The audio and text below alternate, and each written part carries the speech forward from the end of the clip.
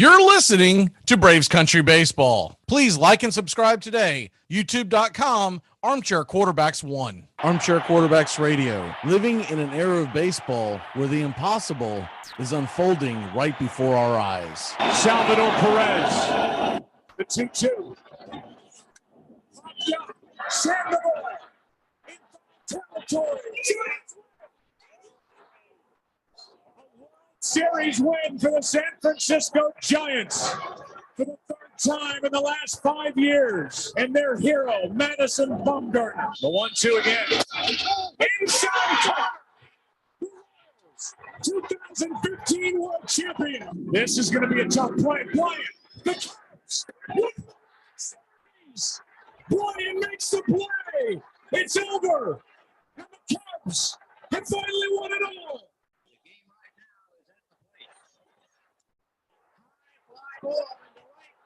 She is gone. In a year that has been so improbable, the impossible has happened. Armchair.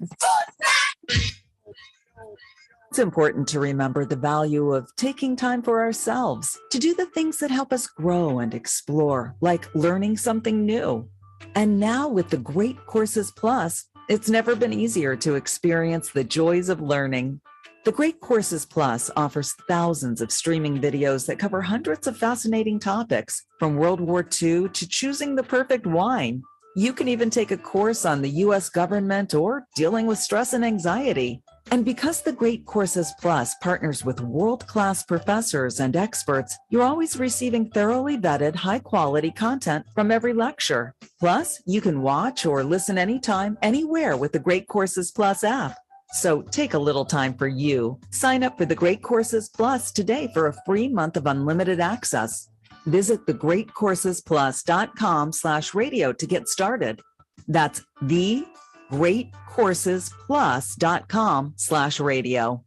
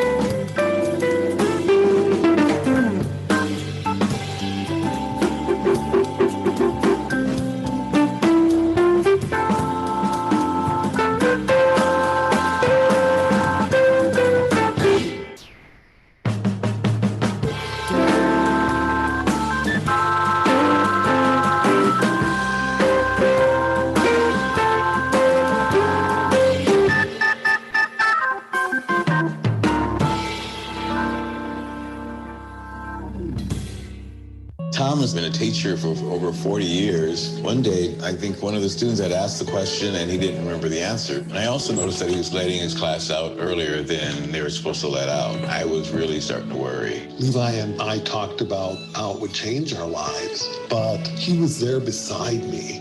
When something feels different, it could be Alzheimer's. Now is the time to talk. Visit alz.org/ourstories to learn more. A message from the Alzheimer's Association and the Ad Council. I'm Amy Lawrence, and I'm up late, always, after hours, hanging out with you on CBS Sports Radio. Check it out, 2 a.m. Eastern, 11 p.m. Pacific. Enjoy sun-drenched days, epic stays, and plenty of room to roam in Greater Fort Lauderdale. Our hotels, attractions, and restaurants have taken the Visit Lauderdale's Safe and Clean pledge so you can relax and explore with confidence. When you're ready for that well-deserved staycation, our 23 miles of golden beaches await. Find wide-open spaces to hike, bike, kayak, and paddleboard. Visit your favorite attractions, then dine out in style on waterfront patios. Learn more at sunny.org. To protect his family from disaster, Steve used his camera phone. Done.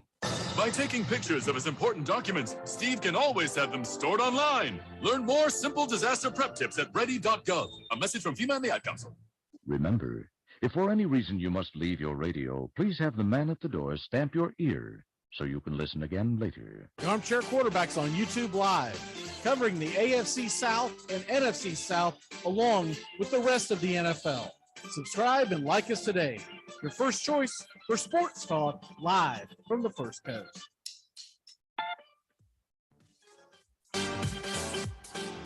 I might audible. If I audible, I'll use Omaha! Omaha! Red Polly! Red Polly! Blue Poncho! Blue Poncho! Dilly Dilly! Rambo! Rambo! Give me Kershaw here! Kershaw! You're listening to the Armchair Quarterbacks. Stop! Japan! Richmond, New York! Richmond, Florida! Sally, Buffalo! Check! Hey! Short Ox! Ludo Raiders! Red Lion! Omaha! Time out!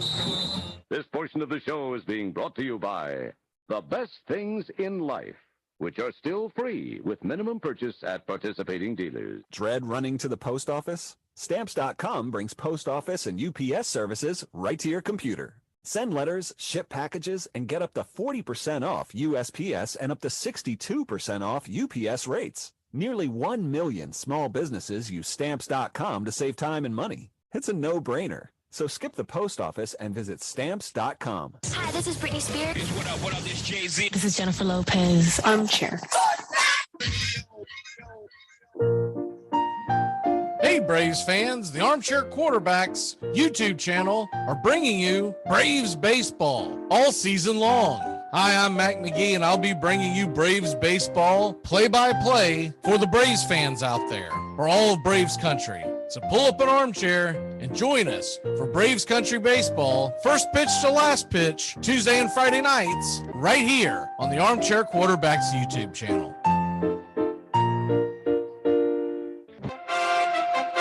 Armchair Quarterback Radio, the gunslingers of sports talk. And here's second-year quarterback Brett Favre out of Southern Mississippi by way of the Atlanta Falcons. They are hopeful he can succeed in the NFL. Here, Brett Favre, you want a challenge? Try this one. So with your best receiver out of the game, from the 35, 19 seconds left.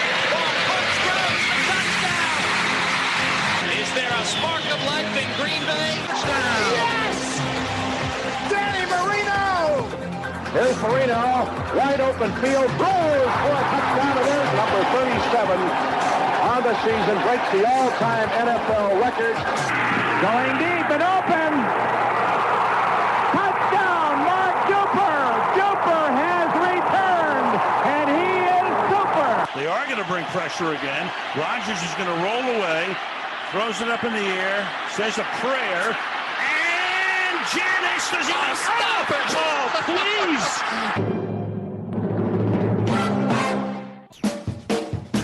TGIF on the Armchair Quarterbacks. Justin Waller and Mac McGee are back at it 6 p.m. Eastern to 7 p.m. Eastern every Friday evening right here on the Armchair Quarterbacks YouTube channel and your local CBS Sports affiliates. We're talking the NFL, Major League Baseball, and Southern football, so grab you a cold one. It's finally Friday on the Armchair Quarterbacks, 6 p.m. Eastern to 7 p.m. Eastern. Waller and McGee getting you ready for your sports weekend. You're listening to CBS Sports Radio. We are all sports 24 hours a day, 7 days a week. Strong opinions and your phone calls. Expect it here. CBS Sports Radio.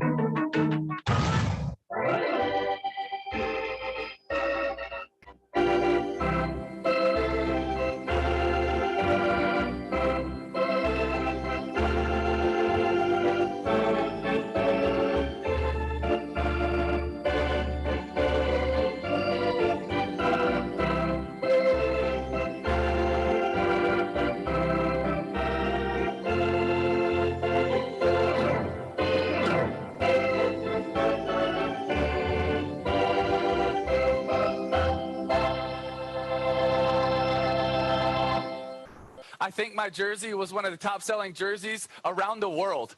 It was like Kobe, LeBron, and then I was right behind them, and I didn't make a dollar from it. But nor did I want to, because I knew going into college what it was all about. I knew going to my dream school where I wanted to go, the passion for it. And if I could support my team, support my college, support my university, that's what it's all about. But now we're changing it from us, from my university, from being an alumni where I care, which makes college football and college sports special, to then, okay, it's not about us, it's not about we, it's just about me. And yes, I know we live in a selfish culture where it's all about us, but we're just adding and piling it onto that, where it changes what's special about college football. We turn it into the NFL, where who has the most money, that's where you go. That's why people are more passionate about college sports than they are about NFL. That's why the stadiums are bigger in college than they are in the NFL, because it's about your team, it's about your university, it's about where my family wanted to go. And you're taking that away so that young kids can earn $1. And that's just not where I feel like college football needs to go. Armchair.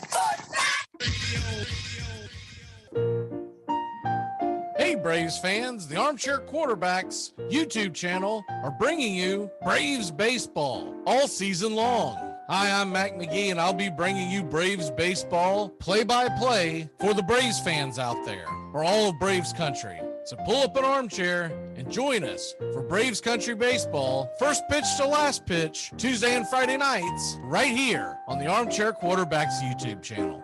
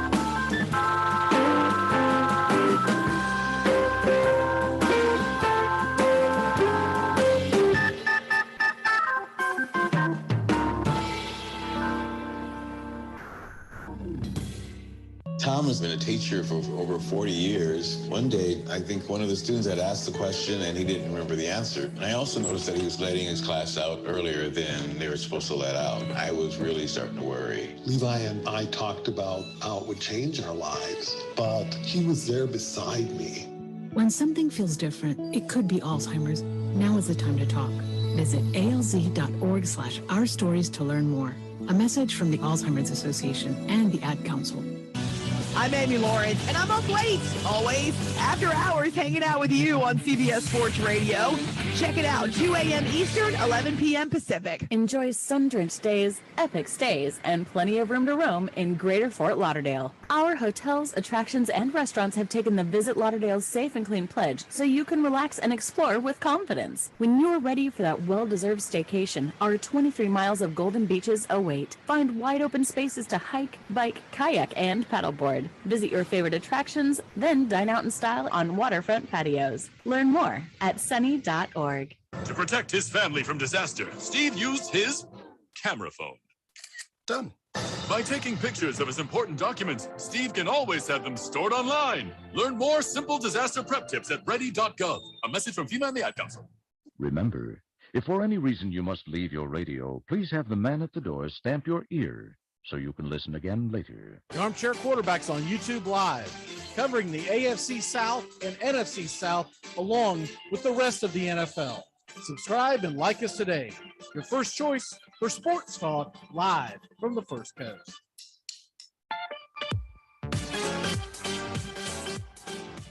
You come at the king, you best not miss. I might audible. If I audible, I'll use Omaha! Omaha! Red Polly! Red Polly! Blue poncho! Blue poncho! Dilly Dilly! Rambo! Rambo! Give me Kershaw here, Kershaw! You're listening to the Armchair Quarterbacks. Chop, Japan! Richmond, New York! Richmond, Florida! Sally, Buffalo! Check! Hey, Short Ox! Luda Raiders! Red Lion! Omaha! Time out!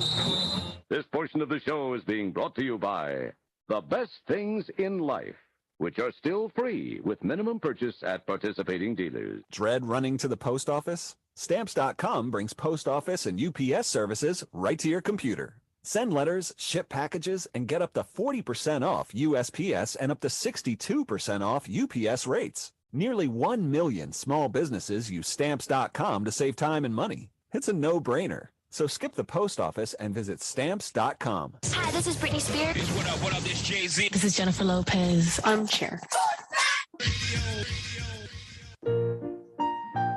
Hey, Braves fans, the Armchair Quarterbacks YouTube channel are bringing you Braves baseball all season long. Hi, I'm Mac McGee, and I'll be bringing you Braves baseball play-by-play for the Braves fans out there, for all of Braves country. So pull up an armchair and join us for Braves Country Baseball, first pitch to last pitch, Tuesday and Friday nights, right here on the Armchair Quarterbacks YouTube channel.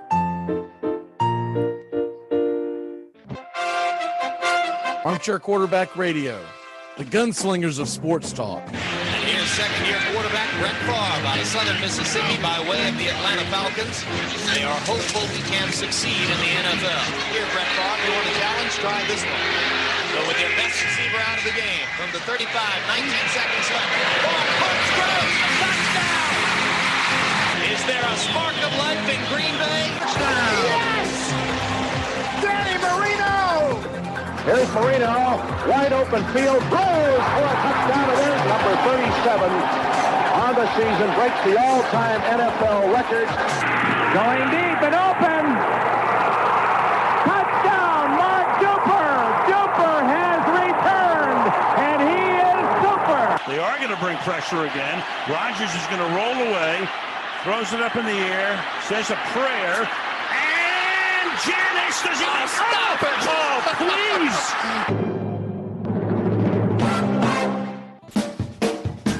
TGIF on the Armchair Quarterbacks. Justin Waller and Mac McGee are back at it 6 p.m. Eastern to 7 p.m. Eastern every Friday evening right here on the Armchair Quarterbacks YouTube channel and your local CBS Sports affiliates. We're talking the NFL, Major League Baseball, and Southern football, so grab you a cold one. It's finally Friday on the Armchair Quarterbacks 6 p.m. Eastern to 7 p.m. Eastern. Lawler and McGee getting you ready for your sports weekend. You're listening to CBS Sports Radio. We are all sports 24 hours a day, 7 days a week. Strong opinions and your phone calls. Expect it here. CBS Sports Radio.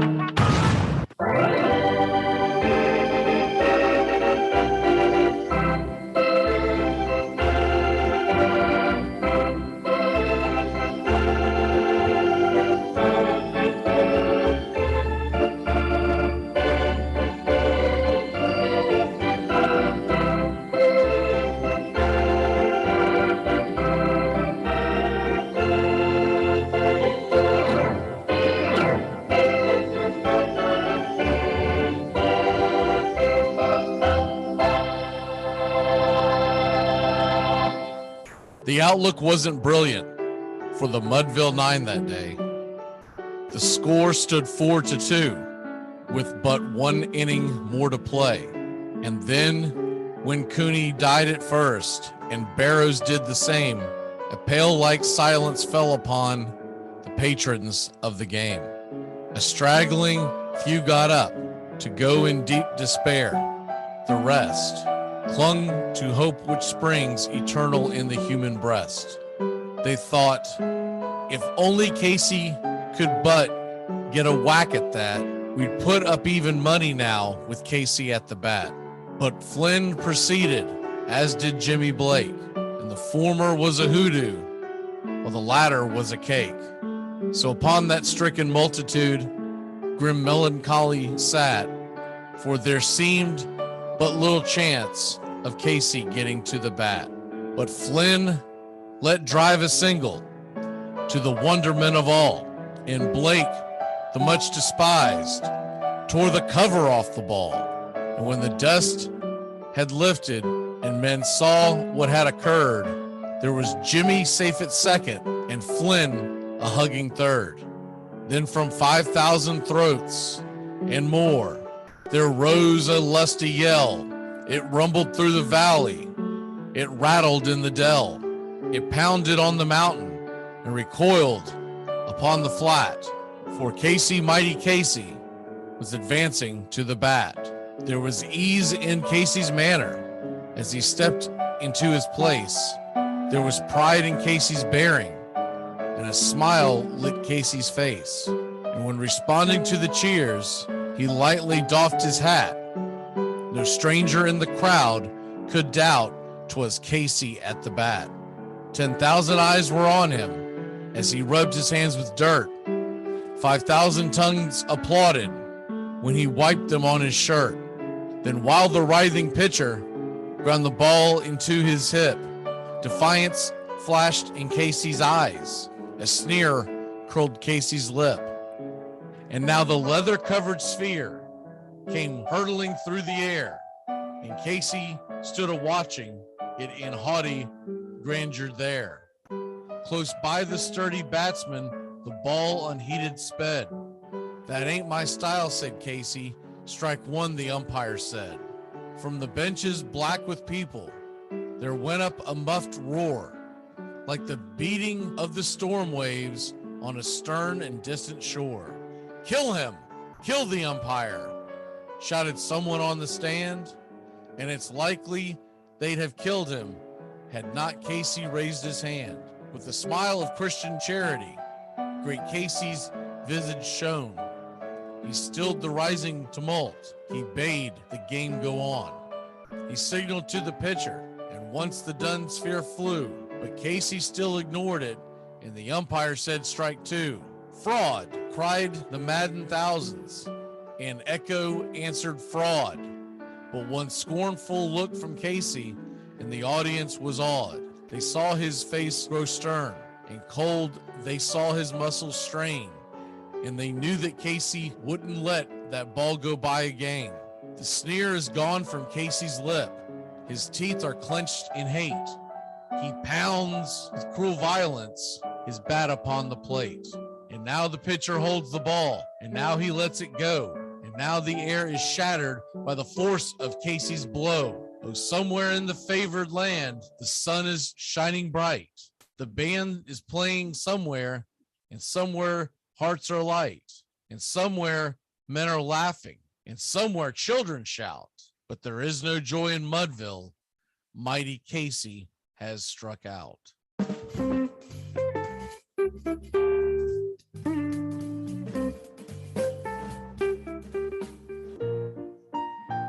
Hey, Braves fans, the Armchair Quarterbacks YouTube channel are bringing you Braves baseball all season long. Hi, I'm Mac McGee, and I'll be bringing you Braves baseball play-by-play for the Braves fans out there, or all of Braves country. So pull up an armchair and join us for Braves Country Baseball, first pitch to last pitch, Tuesday and Friday nights, right here on the Armchair Quarterbacks YouTube channel. You're listening to Braves Country Baseball. Please like and subscribe today. YouTube.com, Armchair Quarterbacks 1. There's something kind of about a kid that's never played baseball. If baseball is about caring, about loyalty and rivalry. Baerga is 0 for 3. Left center field. Grissom on the run. The team of the 90s has its world championship. There's a very peaceful thing. It was created and played in pastures and meadows. There's grass, there's outdoors, there's everything that people thought was American and feel about America. You get in a ballpark, and it's the wonder of walking through that dark tunnel and seeing a huge open space where men play the little boy's game.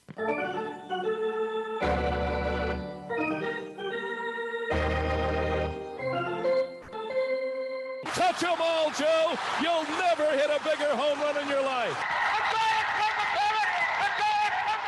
Room in right center. If he hits one there, we can dance in the streets. The 2-1. Swung line drive left field. One run is in. Here comes Reed. Here's the throw to the plate. He is safe. Braves win. Braves win. Braves win. Braves win. You're in Braves country.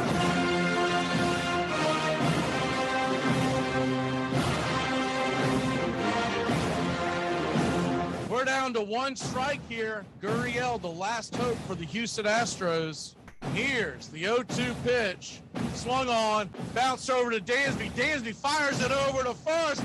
And here comes the dog pile. Fire the cannons in the battery. Do the job, baby. All throughout Braves country, pop that top. Your Atlanta Braves have won it all.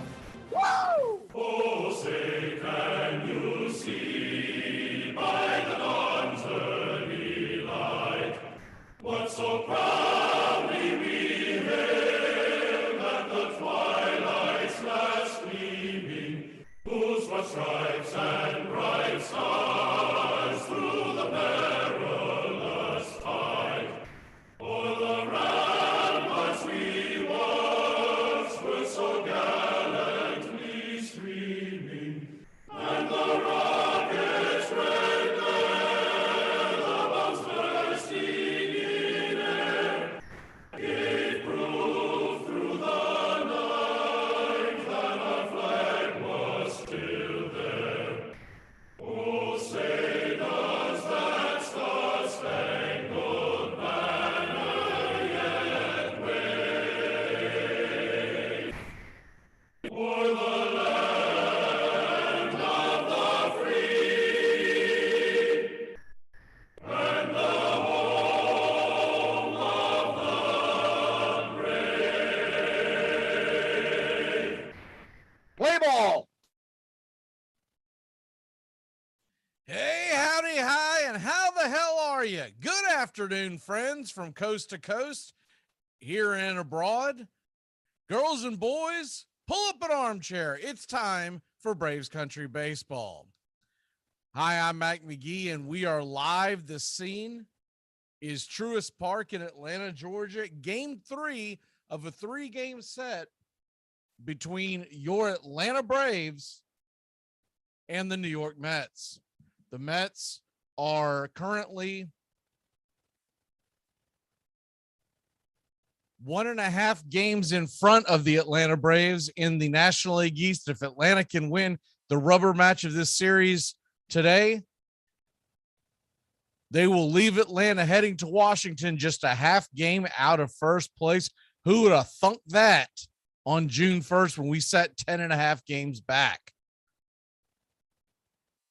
On the mound today for the Atlanta Braves, it'll be Charlie Morton. Charlie Morton's 5-3 with a 4.21 ERA, 108 strikeouts through 94 innings of work, 17 starts.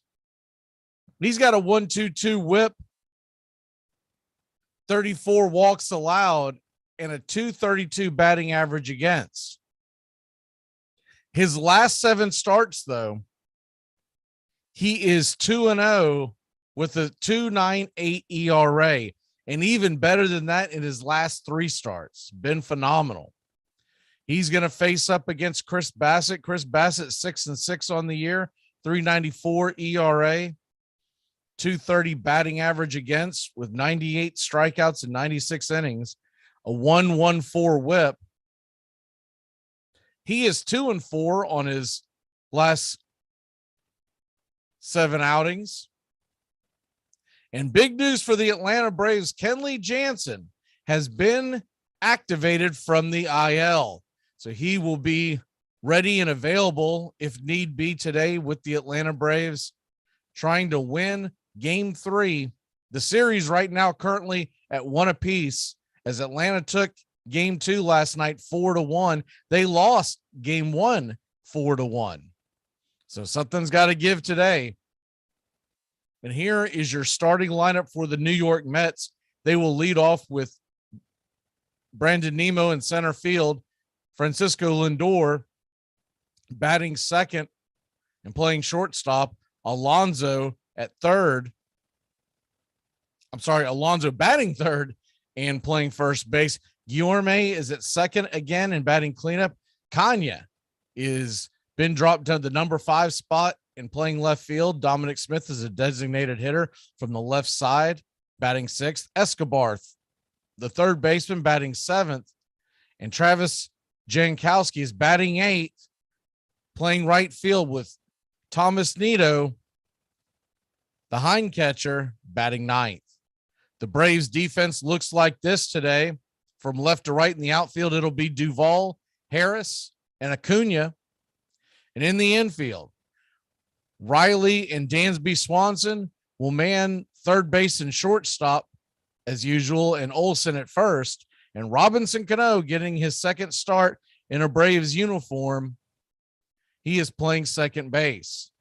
William Contreras will be behind the plate as they give Travis d'Arnaud the afternoon off after a night-day turnaround. And, of course, Charlie Morton is your pitcher with Eddie Rosario as the designated hitter, giving Marcell Ozuna the day off. We are set for Braves baseball. Thanks for joining in. And we are here normally Tuesday and Friday nights, but we had a couple of extra games this week as they are playing the Mets. We felt like it was a big series and bringing you the whole series. So here's the first pitch from Charlie, and it is a fastball below the knees taken for a ball by Nimmo. It is 1-0. Braves come into today 6.5 in front of the third place Phillies. The 1-0 delivery from Morton is fastball at the knees, 94-mile-an-hour strike. Evens up the count at 1-1.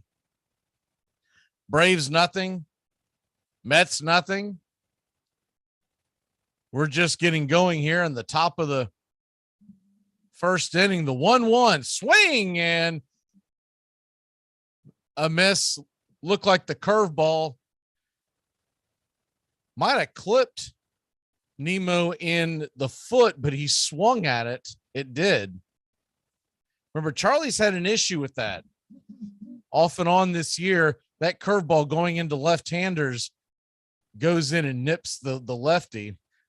The 1-2 pitch is hammered down the line, curveball, but plenty foul. It's 1-2.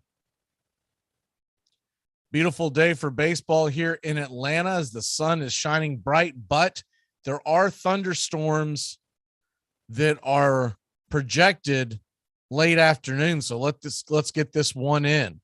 The 1-2 fastball right there at the underneath the hands and at the top of the zone. Caught him looking. There's one away. Strikeout by Charlie Morton. Just got the inner part of the plate above the belt. Bill Welke is your home plate umpire. Junior Valentine will man first base. Chris Segal at second, and Andy Fletcher manning third. More on that here in a little bit. We'll talk about the statistics from last night and what you can expect from Welke. The first pitch from Morton to Lindor, who's batting .245 on the year, is a curveball wide. It's 1-0. Braves playing Lindor on a shift. The 1-0 pitch, curveball swung on and grounded over towards second. Quickly grabbed and flips it over to first is Cano, and there's 2 away. Pulled up the umpire report from last night, looking at Andy Fletcher, who we had talked about was one of the worst home plate umpires in baseball. He had a terrible night. 87% accuracy on called strikes. 5 impactful blown calls according to umpire scorecards. Bill Welke, how has he done recently? Well, his last time out, 79% strike accuracy and a 93% ball accuracy. So buckle up. The first pitch to Alonso is a fastball outer edge, banged foul against the screen. It's 0-1. We talked about last night how Fletcher was 93 of 94 umpires on the rankings, essentially last.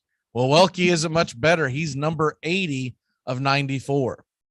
The 0-1 delivery from Morton is way outside and wide in the dirt. It's 1-1. So I would say if you are a batter today, knowing this information,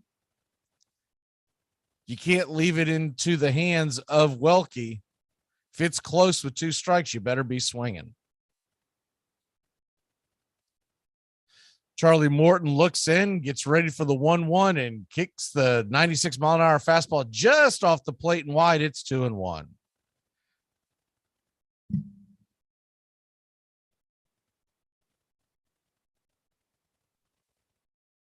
Braves nothing, Mets nothing. We're here in the top of the first inning. The 2-1 pitch from Charlie is a cutter that misses wide. Does he go around? First base umpire Junior Valentine says he does not. It's 3-1. Luis Guillorme is on deck. Once again, Jeff McNeil is not in the lineup. He is on paternity leave.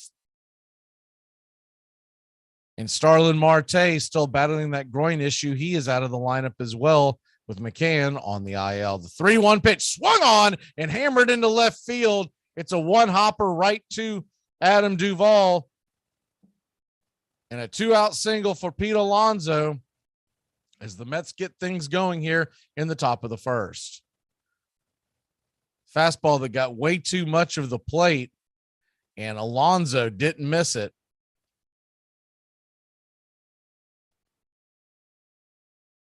Pete Alonso, not much of a threat to steal. He will be on first base as Morton will hold him on. The left-handed Guillorme, Braves have been playing him to shift all series, and it looks like they're going to do that again. Play a little closer to the second base bag in hopes of a force. Guillorme, batting .309 on the year, steps in, and the first pitch is a curveball at the knees, called for a strike. Nice, Uncle Charlie by Uncle Charlie. It's 0-1. If he can place that curveball on the inner part of the plate for lefties, he's going to be tough to deal with. The fastball is inside, 95-mile-an-hour, up around the letters. It's 1-1.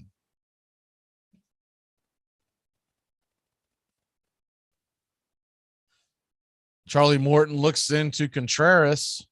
Contreras sets up inside. Fastball misses high and inside.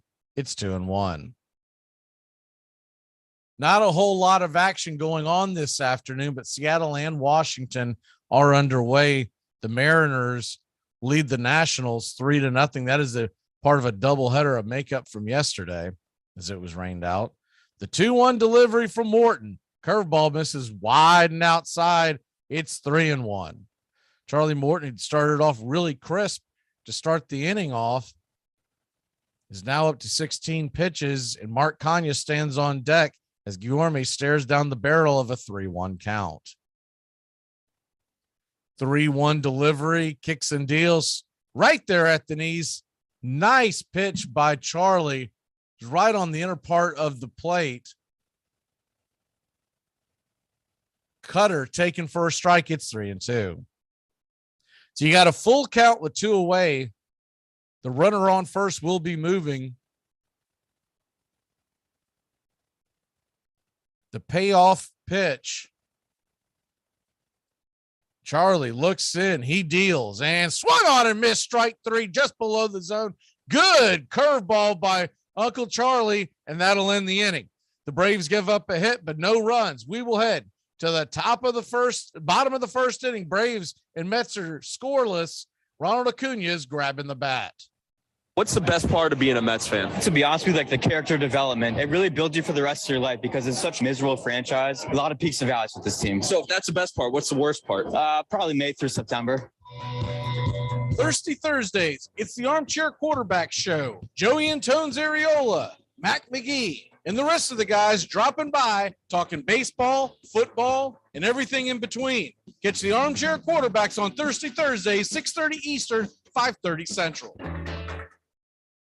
Today we're going to talk about crazy stats. BJ and Justin Upton both hit their 99th career home runs on the same day, July 20th, 2012.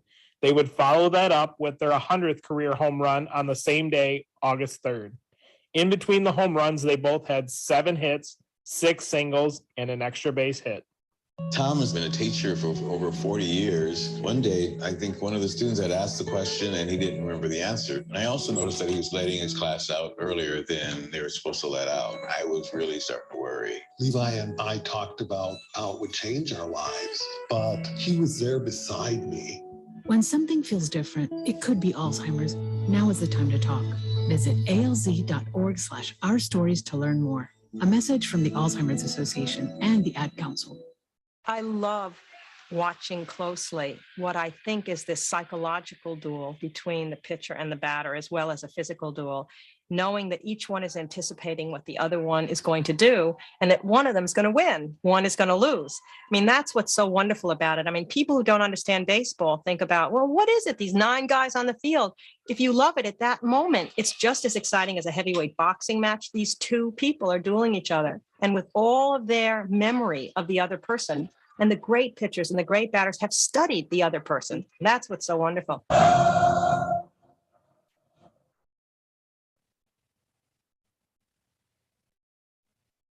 Welcome back to Braves Country Baseball. Chris Bassitt takes the mound for the New York Mets. Of course, he came over the trade in the offseason from the Oakland A's as the Oakland A's cleaned house. Speaking of cleaning house, came in just a little while ago that the Toronto Blue Jays have fired their manager, Charlie Montoya, as they're not playing as well as they believe they should be. Here's the first pitch to Acuna. He swings and hits it high, but way foul. It's 0-1. Acuna's been scuffling at the plate a bit. Braves doing all of this with Acuna not even playing to his top level. Still a threat at the top of the lineup every single time. Bassitt gets set and he shoots the delivery, and here's a single rifled into right field against the shift. Good piece of hitting by Acuna. 1 on and nobody out. He gives the chop to the dugout. Acuna inside out of the ball. Great piece of hitting there. Didn't try to do too much with it. And the Mets had Acuna played on the shift. The second baseman was over the bag. So the only guy over there was Alonso. He had no chance at that one. So through the wicket it goes, and that brings Dansby Swanson to the plate. Swanson batting .297. The first pitch, he swings and fouls it back out of play. It's 0-1. Once again, if Atlanta wins today, they'll be just a half game out of first place with 4 to go. Braves head to Washington. We will have the Friday night game here, 7:05 first pitch. And the New York Mets, they head to the Chicago Cubs as they will play tomorrow night. I believe it's an 8:05 Eastern game. I do know that the Friday game is a day game for the Mets. So we will probably know the outcome of the Friday game before we take the field against Washington. Swanson gets ready for the 0-1, and it's in the dirt. 91-mile-an-hour changeup. Evens up the count at 1-1.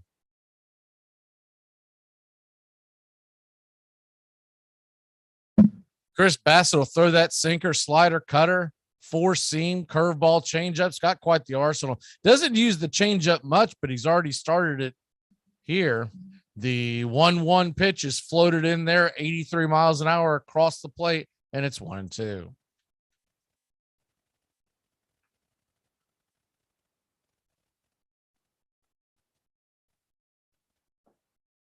Dansby Swanson down 1-2 with Acuna on base. Of course, he's always a threat to go. So Thomas Nido is going to have his antennas up. Speaking of that, Bassitt flips it over to first to keep Acuna close by.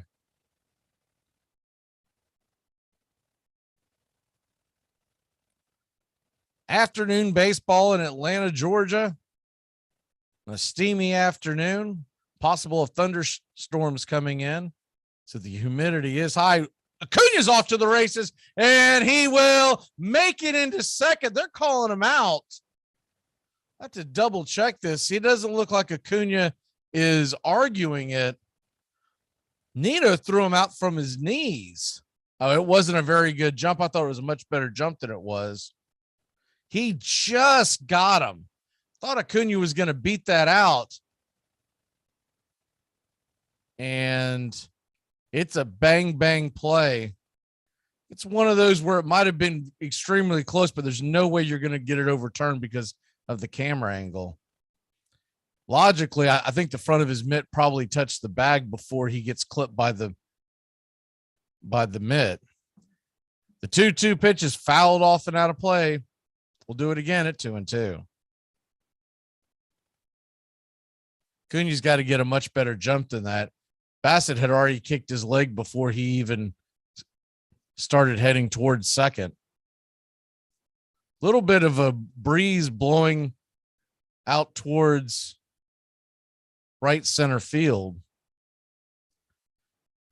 Dansby digs in on the 2-2 pitch and taken low, ball 3, full count to Lieutenant Dan. Braves nothing, Mets nothing. Each team getting a base runner on in the first inning.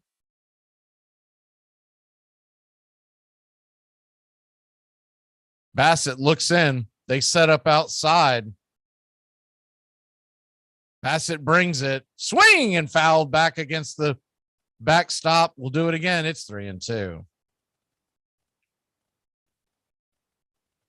Braves game to game on the San Diego Padres last night in the wild card race. Braves sit atop the NL wild card, 3 games in front of second place San Diego and 5.5 in front of St. Louis, who now currently is all alone by their lonesome in third place for the third wild card spot. More on that in a second.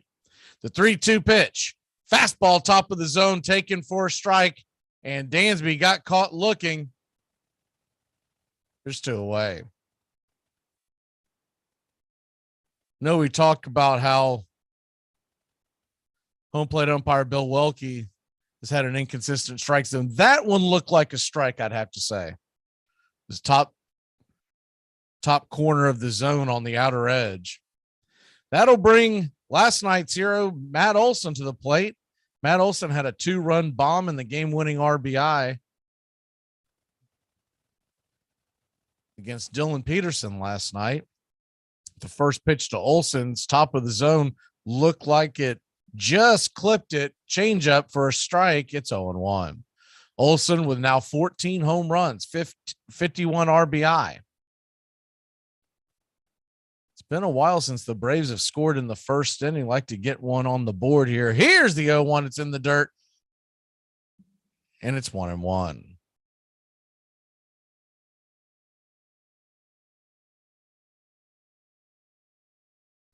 There have been some Major League Baseball all-star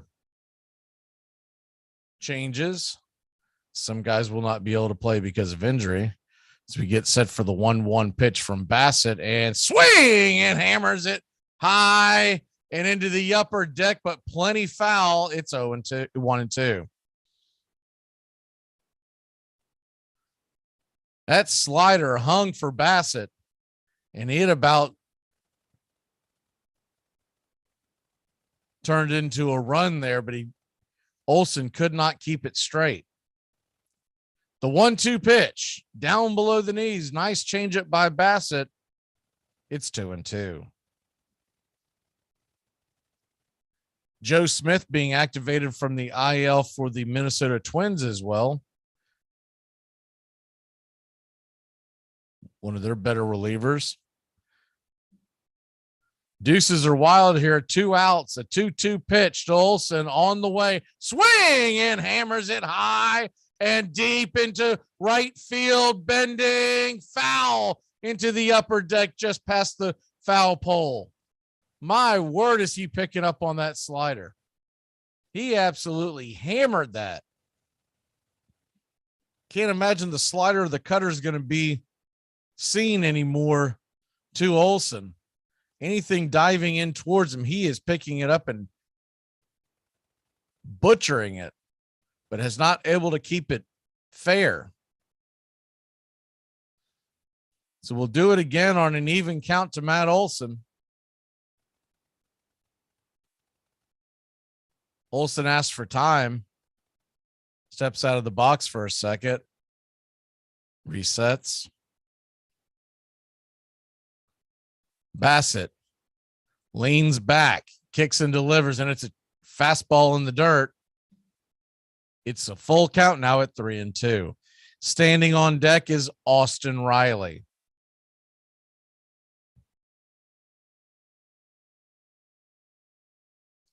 Braves won last night by the power of the home run.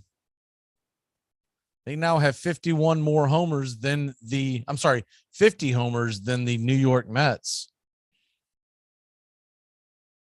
The Mets are a team that more tries to string hits together to score. Here's the 3-2 swing and foul down the third base line. Off the screen, drops to the ground. It's 3-2.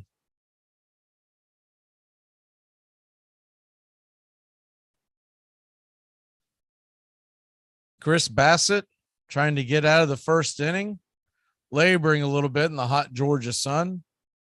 The 18th pitch of the inning on the way and hammered down the right field line. Once again, foul. Olson wearing out Bassett. Similar at bat to what he did with Peterson last night, and finally got one he could handle.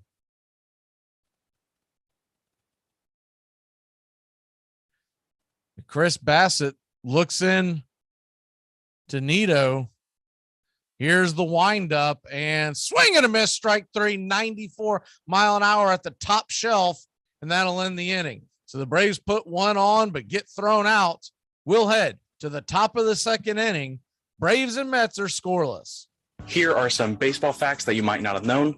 The San Francisco Giants were very close to becoming the Toronto Giants. In 1976, Giants owner Horace Stoneham sold the team to a group of companies in Toronto. The Toronto Giants were set to debut later that year, but a U.S. court stopped the deal. After hearing the news, a man named Bob Lurie bought the Giants and kept them in San Francisco. The Armchair Quarterbacks are covering America's pastime from spring training all the way to the Fall Classic. Myers bringing it. And the pitch is hit in the air. Foul off first. Benzinger backing and calling. And the 1990 World Championship belongs to the Cincinnati Reds. Foul, left field, way back.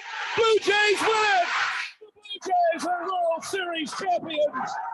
Joe Carter hits a 3-run home run in the 9th inning, and the Blue Jays have repeated as World Series champions. Touch them all, Joe. You'll never hit a bigger home run in your life. Armchair.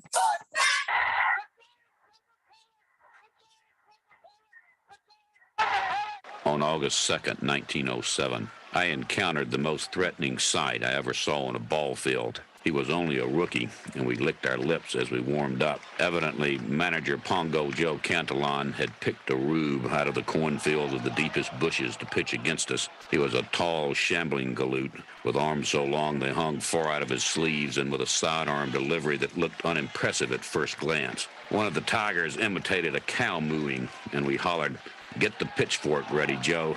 Your hayseed's on the way back to the barn." The first time I faced him, I watched him take that easy wind-up, and then something went past that made me flinch. The thing just hissed with danger. We couldn't touch him. Every one of us knew we'd met the most powerful arm ever turned loose in a ballpark. Ty Cobb.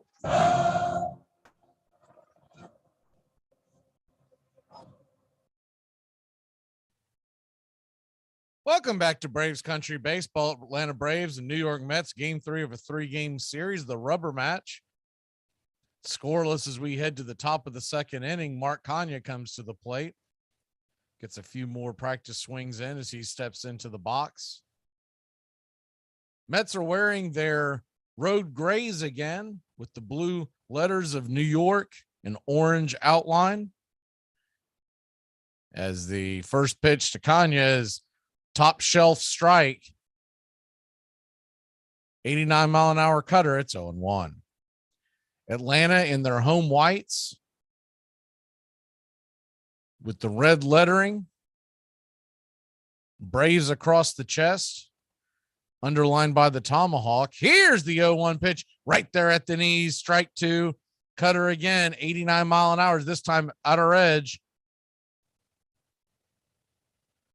0-2 to Mark Kanya. Kanya batting .273 on the year. Righty-righty matchup, a 745 OPS. The 0-2 fastball misses high and wide. It's 1-2. Kanya with 6 home runs, 30 RBI.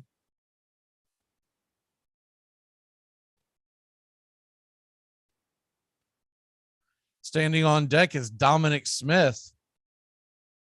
The 1-2 swing and grounded foul past the third base line towards the Mets dugout. We'll do it again at 1-2. Charlie Morton threw 19 pitches that first inning, so you know he'd like to keep that number down. First 2 games of this series, the Braves starter has yet to get past 5.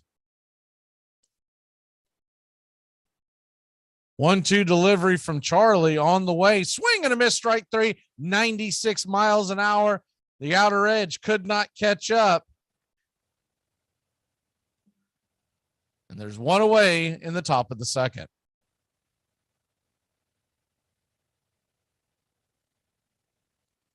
That'll bring Dominic Smith to the plate.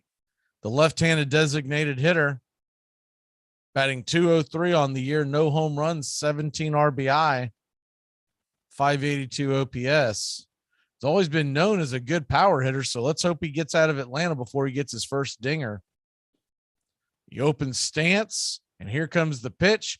88-mile-an-hour cutter misses wide. It's 1-0. Braves playing Dominic to pull. Cano just right of second base, but Riley is playing shallow right field. Dansby's by his lonesome on the left side. The 1-0 is swung on and hit hard into right field. On the run and making the play is Ronald Acuna Jr. There's 2 outs in the Mets' 2nd. Good defensive play by Acuna. Ronald Acuna Jr. had to get on his horse and go backhand the ball as it was heading towards the gap.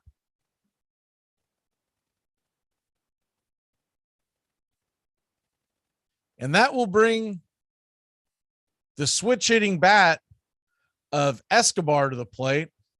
Eduardo Escobar from the left side today, swinging a high and deep. That ball is gone into the chop house off the Coors Light sign. It's 1-0 Atlanta. That was a fastball, the top of the zone, and he was sitting dead red, and it's 1-0 New York. Ball got out of here in a hurry.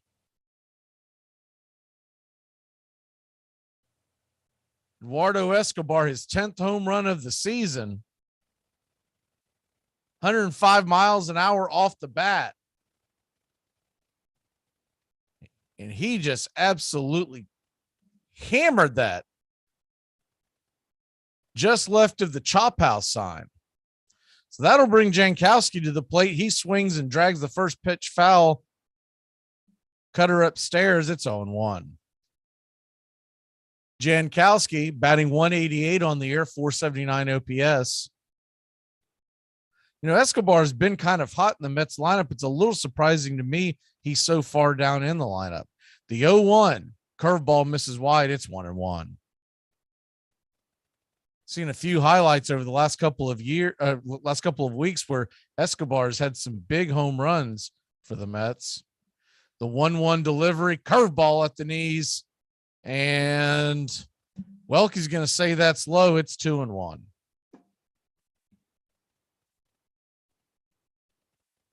We're just getting going here. Mets 1, Braves nothing. Top of 2, and swing. It grounds foul past the first base line.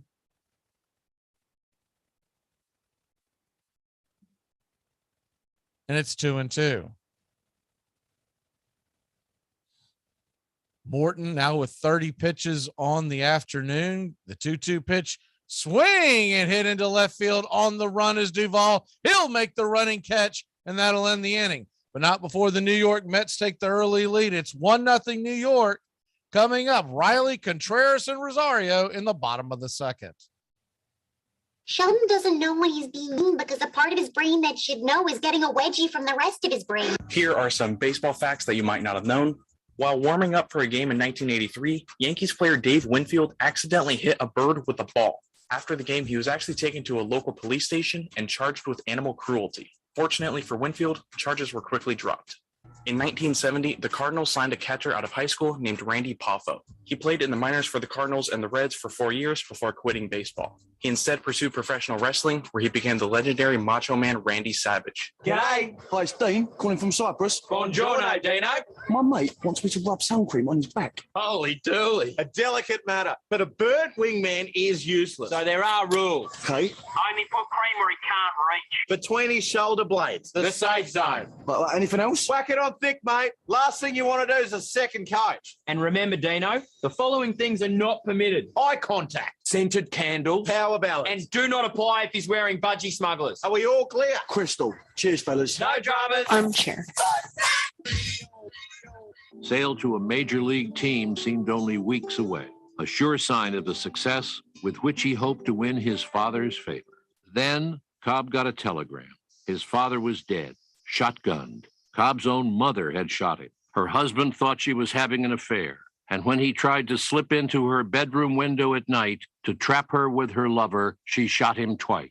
Later, she said she had mistaken him for a prowler. My father had his head blown off when I was 18 years old by a member of my own family, Cobb told a writer when he was an old man. I didn't get over that. I've never gotten over it.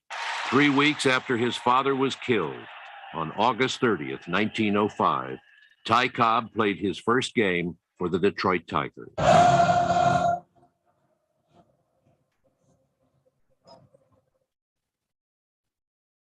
Welcome back to Braves Country Baseball. The Atlanta Braves trailed New York 1-0 after a solo shot by Eduardo Escobar.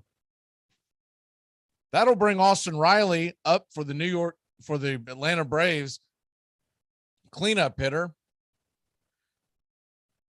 And he'll take the first pitch for a strike upstairs. It's 0-1. Austin Riley, 24 home runs, 57 RBI, and a 907 OPS as we hit the break. And Riley asked for time, so he'll step out of the box for a second. We get set for the 0-1 pitch from Bassett. Bassett winds up, kicks and deals, swing and a miss. 83 mile an hour slider that Riley just mistimed.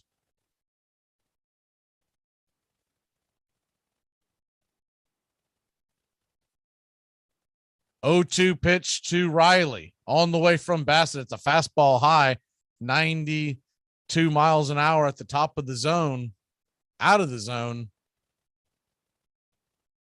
It's 1-2. Bassett looks in to get the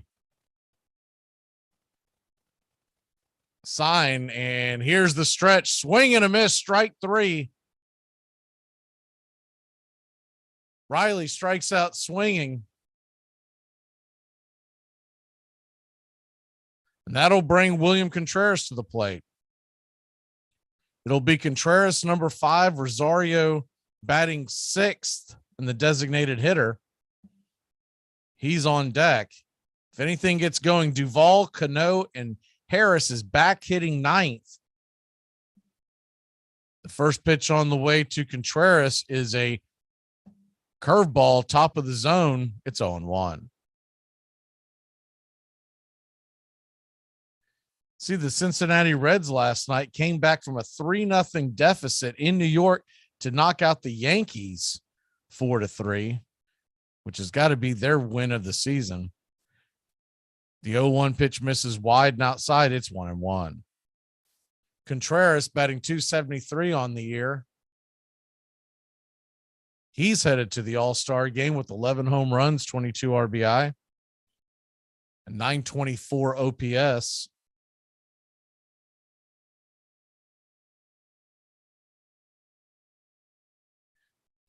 Bassett steps, turns, and deals, and foul ball down the third base line.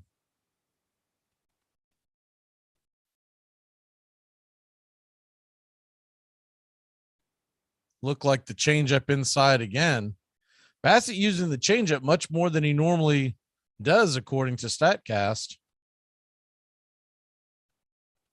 So Bassett looks in. He kicks and deals on the 1-2 pitch, and it's way outside.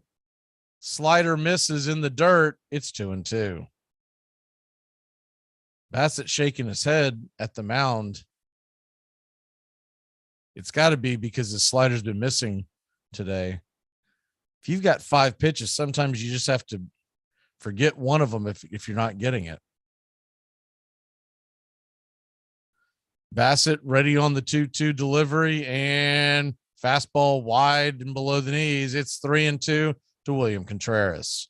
Standing on deck is the left-handed hitting designated hitter, Eddie Rosario. Last night, the Baltimore Orioles extended their winning streak to 8 wins in a row. What is significant about that?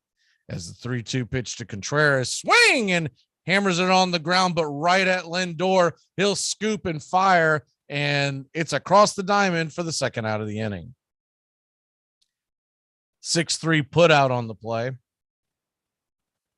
The Baltimore Orioles' 8th win of the season, or 8th win in a row, took them to the 500 mark. They are the AL East is now the only division in baseball where every single team in the division is 500 or better.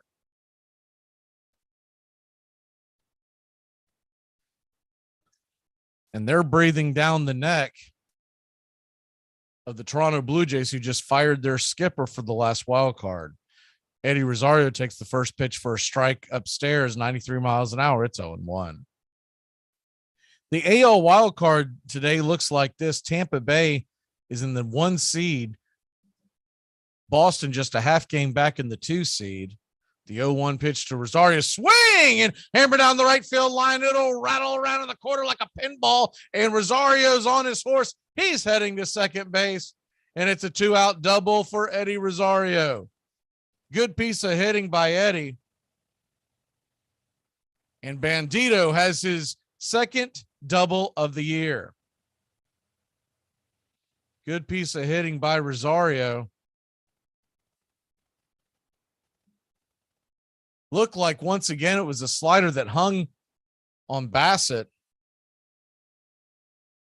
And the Braves have a runner in scoring position with Adam Duvall coming to the plate. Of course, Adam Duvall had heroics of his own last night, his 2-run bomb. That was an absolute light tower power hit last night by Adam Duvall that extended the lead to 4-1. First pitch, Duvall swung on and missed. Slider inside top of the zone. It's 0-1. Finishing up with that AL wildcard, Toronto is in third place in the AL wildcard, a game and a half back of Tampa Bay for the top spot. And Seattle now just a half game behind Toronto, and Baltimore just 2 back. The 0-1 pitch is swung on and hammered on the ground right to Escobar. He's got it, fires across the infield, and it is a 5-3 put out to end the inning. So the Braves get a runner in scoring position, but fail to score. We head to the top of the third inning. New York leads it 1-0. Coming out of retirement for this one. What? Yeah. Buddy, I don't know who you are. You're about to get chlamydia. Here are some baseball facts that you might not have known. Billy Wagner is possibly the best left-handed reliever of all time. Despite being a lefty, Wagner was born a natural righty. At the age of 7, he broke his right arm not once, but twice. While recovering, Billy learned to throw left-handed, and the rest is history. You might think that the St. Louis Cardinals are named after the bird, but that's not the case. In 1899, a reporter named Willie McHale overheard a woman talking about the, at the time, St. Louis Perfectos uniforms, saying that they were a lovely shade of cardinal. Fans liked the moniker Cardinals, and the name stuck. Armchair. Washington manager Joe Cantillon had received a report about a 19-year-old pitcher said to be tearing up the Idaho State League. This boy throws so fast you can't see him, the scout said, and he knows where he is throwing because if he didn't, there would be dead bodies all over Idaho. Walter Perry Johnson was a modest country boy from Humboldt, Kansas, with broad shoulders, long arms, and a curious motion that delivered the ball faster than any other pitcher had before him, and perhaps none has since. Still, he was cautious. Before signing up, he asked for a return ticket home, just in case things didn't work out back east. Things did work out. Johnson hurled the ball so fast that one batter left the box after 2 swings. The umpire told him he had a third swing coming. I know, he said, and you can have the next one. It won't do me any good. There's only one way to time Johnson's fastball, said Bertie McCree. When you see the arm start forward, swing. Another batter simply shook his head. You can't hit what you can't see. In the words of the umpire, Billy Evans, said, was it hard to call a game that Walter Johnson was pitching? And he said, well, it wasn't really that hard. They wouldn't second guess me because not only were my eyes closed, their eyes were closed too.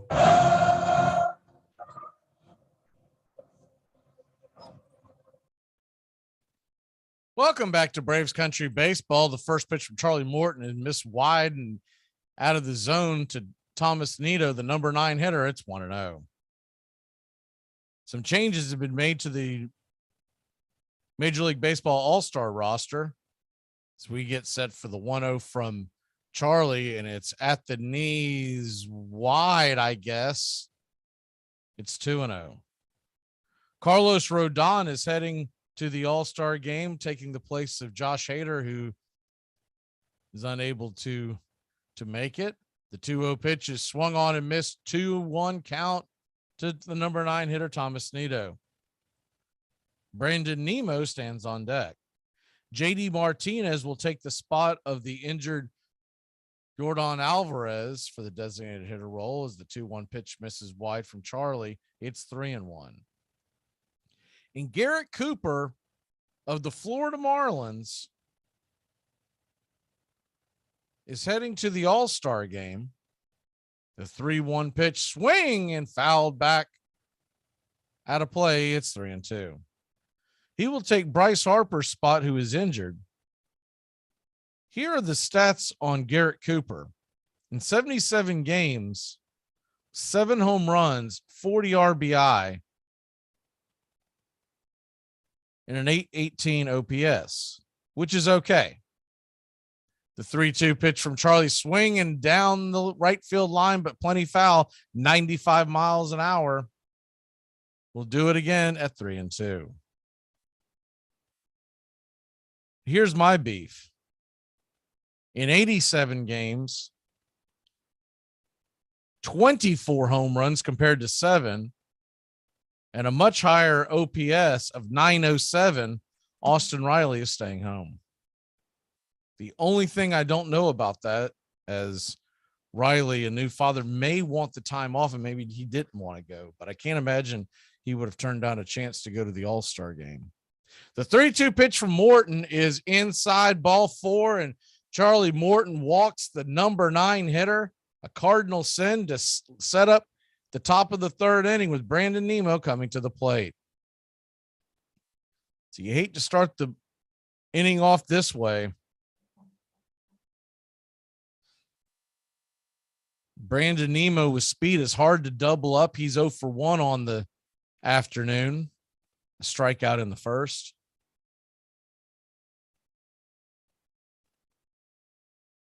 Righty-lefty matchup. Charlie Morton with his first free pass of the day. The first pitch is a curveball at the knees, outer edge. It's 0-1. Morton does have 3 strikeouts on the afternoon. Bassett with 3 as well. He is yet to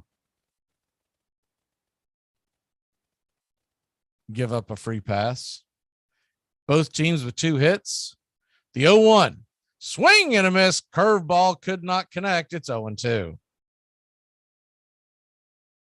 That curveball seems to be working pretty well for Charlie.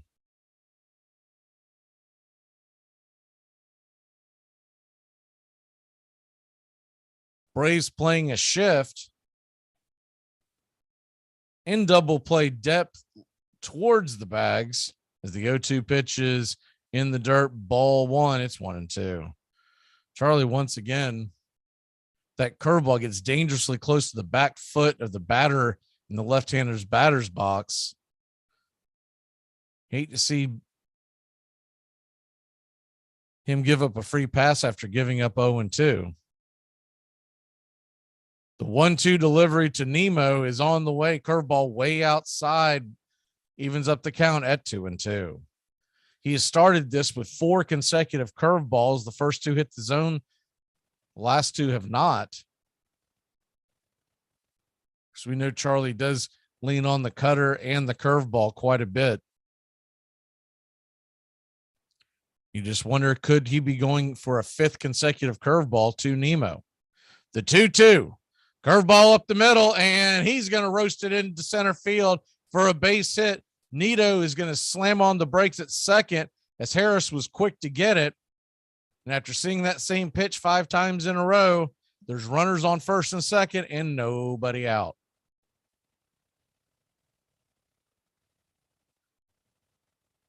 Major League Baseball hitters, no matter how much they might struggle with the pitch, if they see it 5 times in a row, they're going to get it. So the Mets have something cooking here, and Francisco Lindor comes to the plate. Lindor from the left side, he is 0 for 1 with a ground out in the first inning, grounded to second. The first pitch is a fastball, misses way high. It's 1-0. Charlie Morton not looking as crisp as he normally does. Braves starting staff really has not had a good series against the Mets. The 1-0 pitch, curveball way outside. That might as well have been a pitch out. It's 2-0.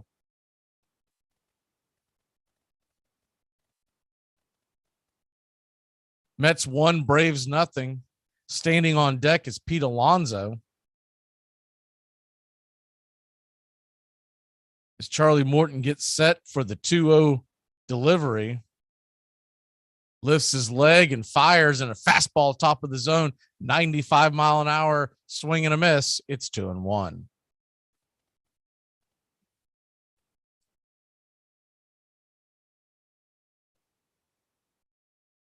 The Braves have kept Lindor fairly quiet this series, but that can't last for long. Here's the 2-1 pitch, swing and hammer down the first base line, but plenty foul towards the dugout, and it's 2-2.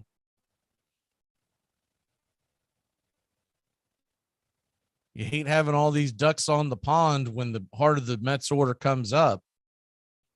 It's Charlie Morton laboring here, the 48th pitch of the afternoon.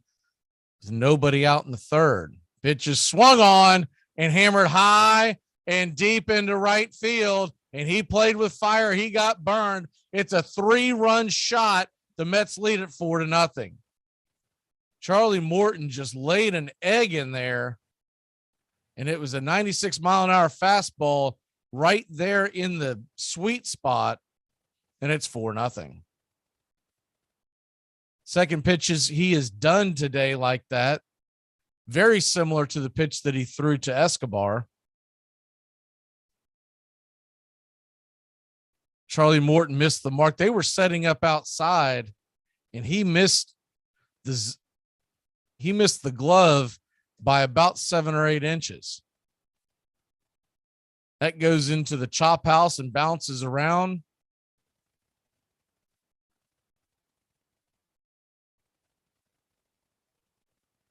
And it's 4-0 New York, top of the third. The first pitch to Alonso as the bases are clear and there's nobody out. It's 0-1. So a high pitch count for Charlie Morton already.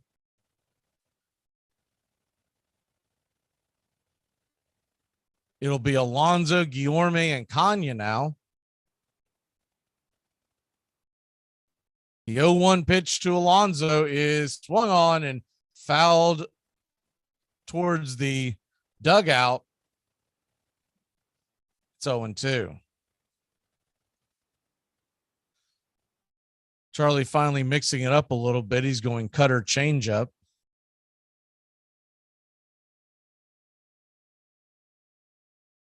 The 0-2 delivery from Morton on the way, curveball inside, but they call it a strike. I'm not sure about that one. Alonso does not look happy. He heads to the seats, and there's one away.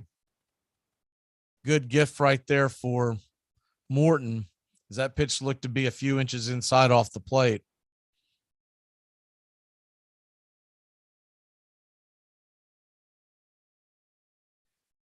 That'll bring up Guillorme from the left side. He's been filling in and doing a good job for Jeff McNeil, who's on paternity leave. The first pitch misses outside, changeup. It's 1-0. Guillorme batting .308, struck out in the first inning. The 1-0 inside, ball 2. It's 2-0.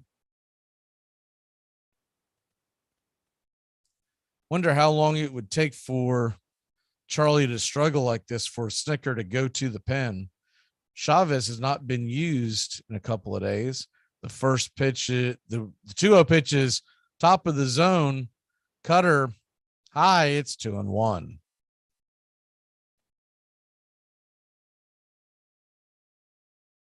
Two-one delivery from Charlie, swing and fouled back against the screen. It's 2-2.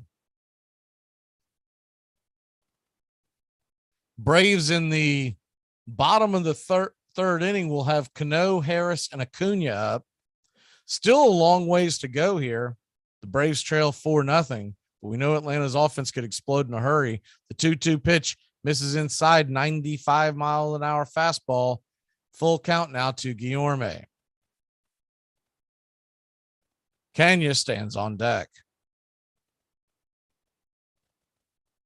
The 3-2 pitch from Morton on the way, swing and grounds it up the middle, scooped up by Dansby. He flips it over to first and gets the slow-footed Guillorme by a country mile, and there's 2 away. Good defensive play by Swanson. The ball was hit to the right of the second base bag. He was playing close by. He got out in front of it, get his feet set, and flipped it over to first. and had Guillorme by a bunch.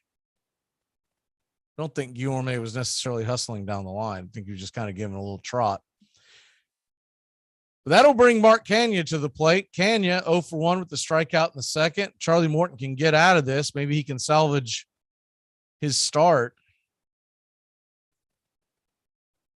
First pitch on the way to Kanya is low fastball. It's 1-0.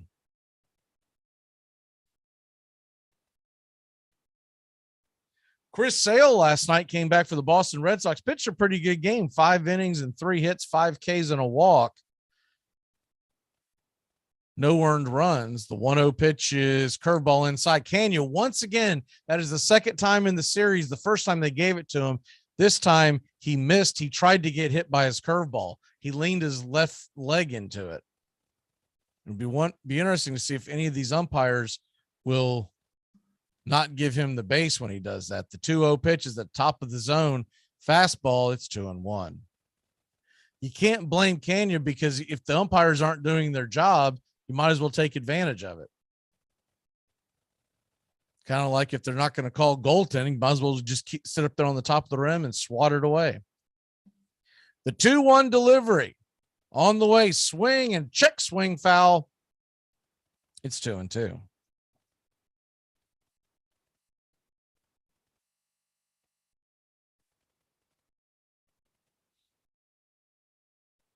The Red Sox lost to the A's, but it was a very good outing by Sale. I watched the replay of it this morning.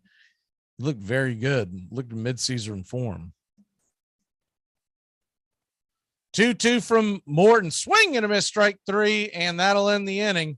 But not before the Mets put 3 on the board. They lead at 4-0. The Braves will grab the bats when we come back. JD. So's your face. That doesn't even make any sense. So's your face always makes sense. JD, that's stupid. So's your face. I'm on fire. Hello. Here are some baseball facts that you might not have known. Bob Feller was one of the best and most feared pitchers of all time, especially because of his fastball. As a teenager, Feller was already a famous prospect. At the age of 16, a scout offered Feller a contract of $1 and an autographed baseball, which Feller accepted. Hey, Braves fans, the Armchair Quarterbacks YouTube channel are bringing you Braves baseball all season long. Hi, I'm Mac McGee, and I'll be bringing you Braves baseball play-by-play for the Braves fans out there, for all of Braves country. So pull up an armchair and join us for Braves country baseball, first pitch to last pitch, Tuesday and Friday nights, right here on the Armchair Quarterbacks YouTube channel. And there's a drive, deep right field, long gone for McCann. It's another big jack for D-Mac. Ladies and gentlemen, the most exciting 2 minutes in all the sports.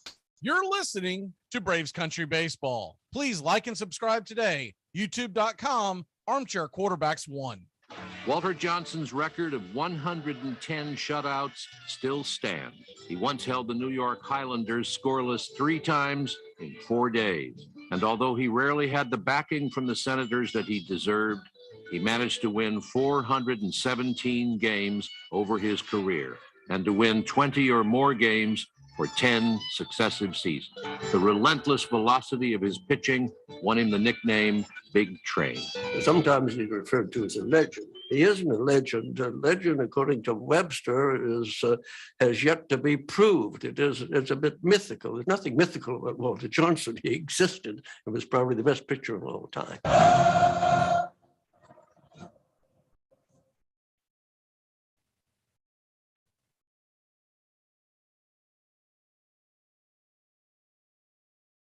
Welcome back to Braves Country Baseball. The Atlanta Braves trail 4-0. We'll have Cano, Harris, and Acuna coming to the plate against Bassett. First pitch on the way is a fastball, outer part of the plate. It's 0-1. Robinson Cano, batting 169 on the year, got 2 hits in his debut with the Atlanta Braves. The 0-1 pitch. Curveball swung on and grounded to first base. Easy scoop and dish to Bassett from Alonso as he covers the bag. It's 1 away.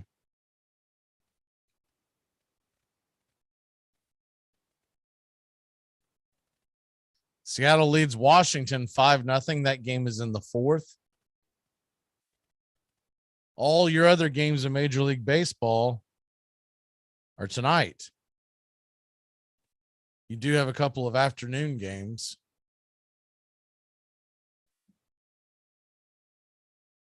The first pitch on the way to Michael Harris is taken inside for a ball. It's 1-0. A 2:00 start for Detroit, Kansas City, 3:45 for Arizona, San Francisco. 1-0 delivery and curveball, outer edge, called for a strike. It's 1-1. Michael Harris, the second, back to the number 9 spot. He's hitting in front of Acuna. The 1-1 pitch, curveball inside, ball 2. It's 2-1.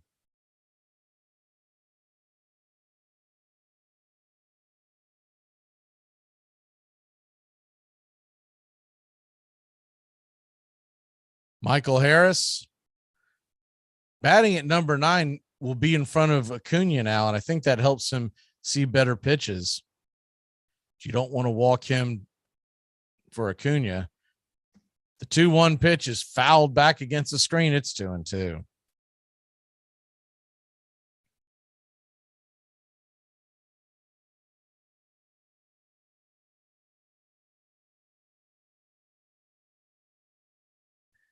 Two pitch from Bassett. As he looks in, he asks Nito to start the signs again. And the 2-2 pitch, they set up high, fastball swung on and missed, strike 3, and Michael Harris will sit down. There's 2 away. That'll bring Acuna to the plate. Ronald Acuna is 1 for 1 with a single and caught stealing in the top of the first. In 51 games, he does have 12 home runs against the New York Mets. 32 RBI. He is not hitting well right now. Good at bat the first time up, so maybe that's a sign of things to come. Time is called behind the plate as we reset.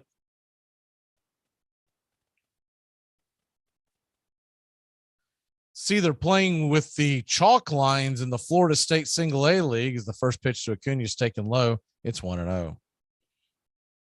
They're looking at the shift, and they've got chalk lines that they're drawing in the Single A Florida State League to see what they can do with it. And according to the report, as Bassett gets ready to deal the 1-0, it's way low outside. It's 2-0. They are carving up the outfield in what they described as slices of pie, and certain infielders cannot cross certain lines. I'd like to see an actual picture of this, but the report that was shared by, I believe it was ESPN, it might have been MLB that I was reading, it did not have a picture of it. I don't know why you can't just draw a line down the center of the field.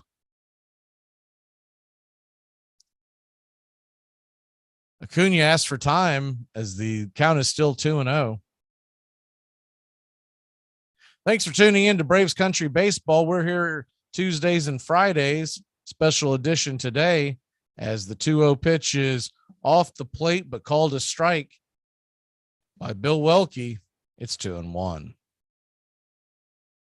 2-1 delivery from Bassett. It's a curveball high, ball 3, 3-1 to Ronald Acuna.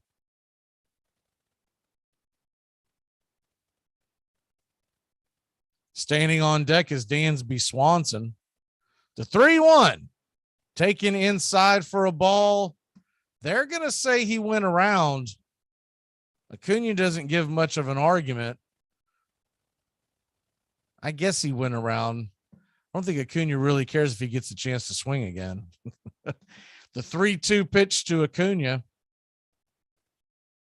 On the way from Bassett. Fastball off the plate, ball 4. That was a close one. Did look like it was off the plate, but man, that is a close one to take with 2 strikes. So Acuna heads down to first with 2 away. Dansby Swanson comes to the plate.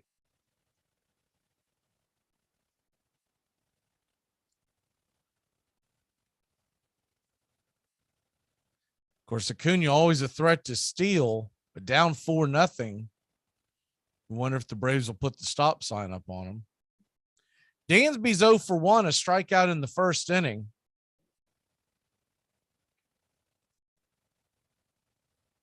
It's been scuffling a bit, but still one heck of a year so far for Dansby.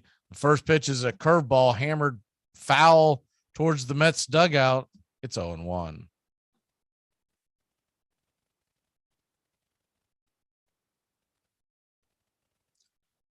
Joe Musgrove on the hill going against Colorado this evening. Man, has he had a good year. A 2.09 ERA, an 8-2 record for the San Diego Padres. Just remember, he came over from Pittsburgh a few years ago. Bassett looks in, the 0-1 pitch in the dirt, and Acuna's gone. He's off to the races. He's under the tag, and stolen base for Ronald Acuna Jr. Acuna, 18th steal of the year.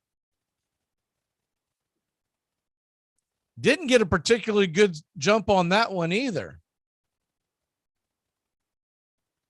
But it was a ball that was in the dirt. And Nido, because of the way he sets up, he does not jump to his feet to throw to second base. He throws it off his knee, and it was off balance. Here's the 1-1 pitch to Swanson, swung on and missed slider. That slider keeps hanging in the zone, and the Braves keep missing it. They make contact with that. It is just a frozen tater up there waiting to get hammered. 0-1. Sorry, Swanson 0 for 1 with a 1-2 count on the way to Swanson. Here's the pitch, swing, and fouled back out of play. It's 1-2. Acuna, for some odd reason, was trying to steal third. He'll retreat back to second. I think he had a heck of a jump there, so he said, why not?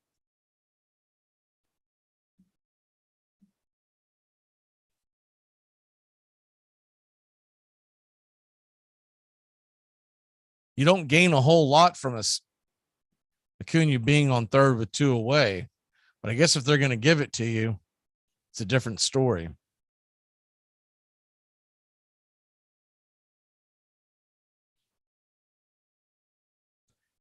So we get set again as Bassett gets a new ball and Acuna gets retreated back to second. He leads off. The 1-2 pitch is in the dirt. Ball 2. We got an even count to Swanson. It's 2-2. Matt Olson stands on deck. Braves, during this charge towards first place, they have had quite the 2-out rallies. So 2 away, 1 on. Dansby on the 2-2 count. Bassett kicks and deals, swing and a miss, strike 3, and Dansby could not connect. Cutter that he just whiffed on. That'll end the inning. We head to the top of the 4th. New York leads it 4-0.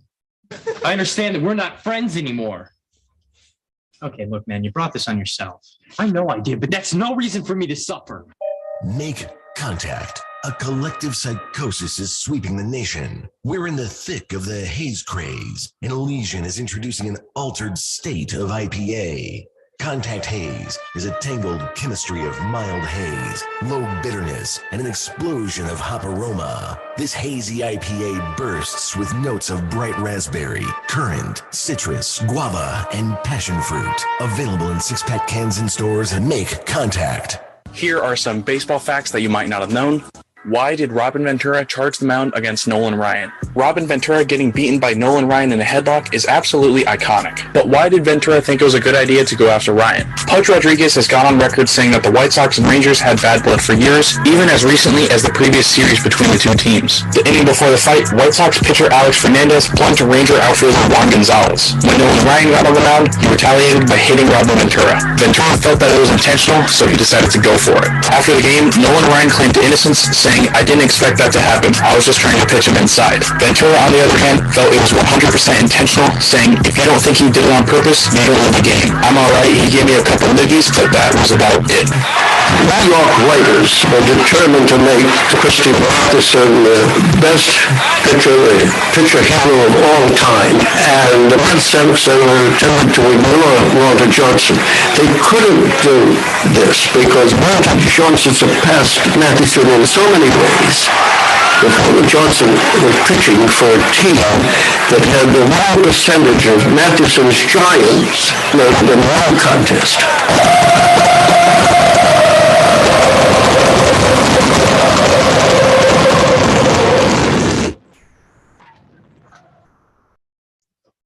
Welcome back to Braves Country Baseball. Charlie Morton kicks the first pitch off the plate for a ball, 95 miles an hour to Dominic Smith. It's 0-1. The 1-0 pitch from Morton is in the dirt. Ball 2-0. Mets scored 3 runs in the last inning, a 3-run bomb by Lindor. The 2-0 pitch is inside, ball 3, nowhere near the zone. It's 3-0. Charlie Morton has given up 2 home runs today.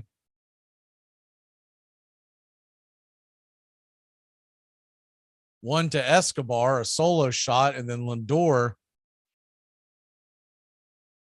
a 3 RBI home run. The 3-0 pitch, fastball at the knees, taking all the way with Smith. He almost flipped his bat towards the dugout. It's 3-1. I don't think he had any designs of swinging at that pitch, no matter what it was. The 3-1 delivery from Morton is a cutter high and ball strike 2.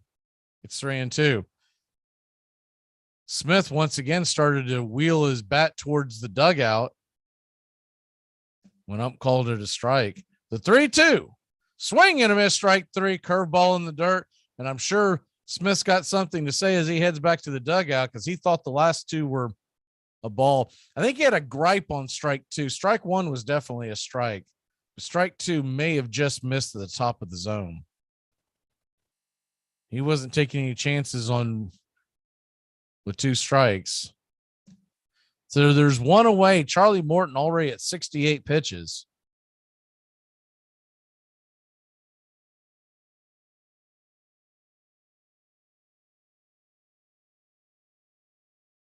The first pitch to Escobar, who hit a home run last time, it might as well have been a pitch out, 95-mile-an-hour fastball way out of the zone. It's 1-0. Mets are looking to get DeGrom back as the 1-0 pitch misses. Outside curveball, it's 2-0. Charlie Morton drops the feedback pitch.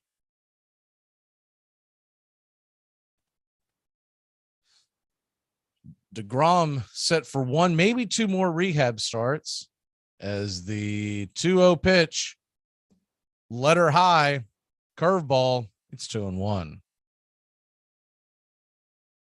Next time around, the Braves most likely will face DeGrom and Scherzer. And of course, the Mets will have to deal with Kyle Wright, who they dodged this time. The 2-1 pitch is swung on and fouled back out of play. It's 2-2.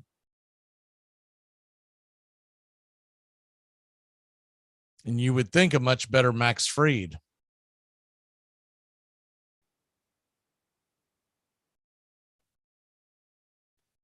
The 2-2 pitch on the way, swing and hit high. Not very deep, shallow center field. Going back is Cano, and he'll make the grab. There's 2 away.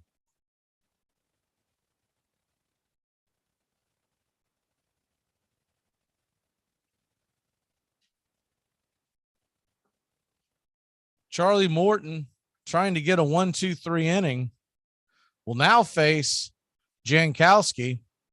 Jankowski's 0 for 1 with the fly out in the second.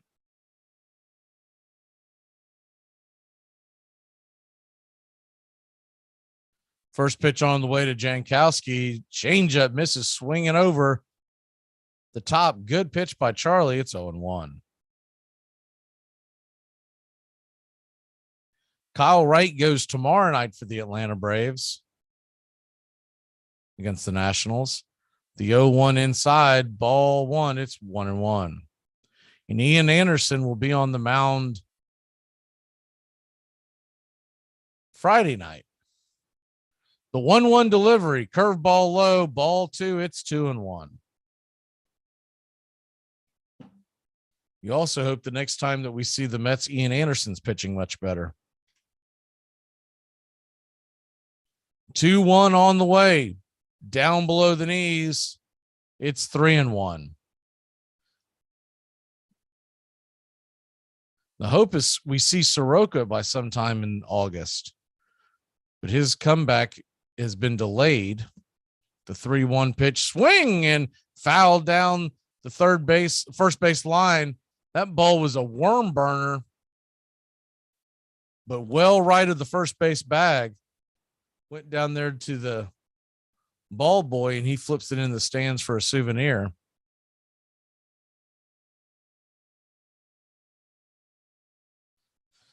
Full count to Jankowski on the way from Morton, and curveball wide, ball four. He'll walk another. 1 on, 2 away. That'll bring up the number 9 hitter, Thomas Nido. Nido, he walked himself the last time up.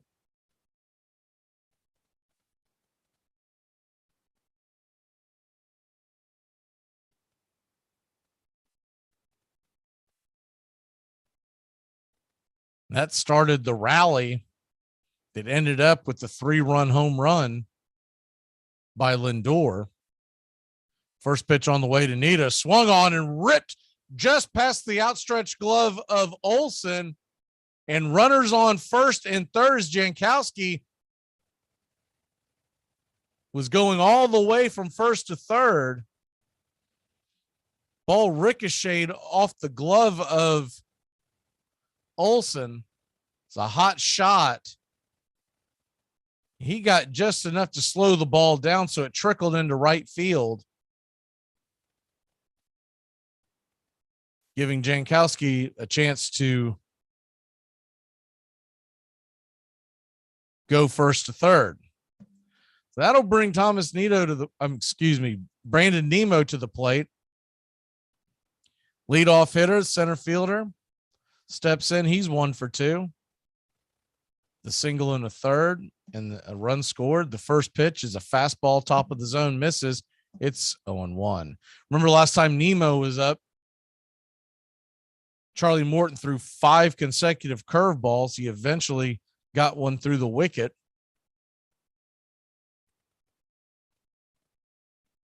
One-0 pitch to Nimmo on the way. Curveball swung on and just got a piece of it foul. It's 1-1. Blackburn versus Gray out in Texas today. That should be a pretty good pitching matchup.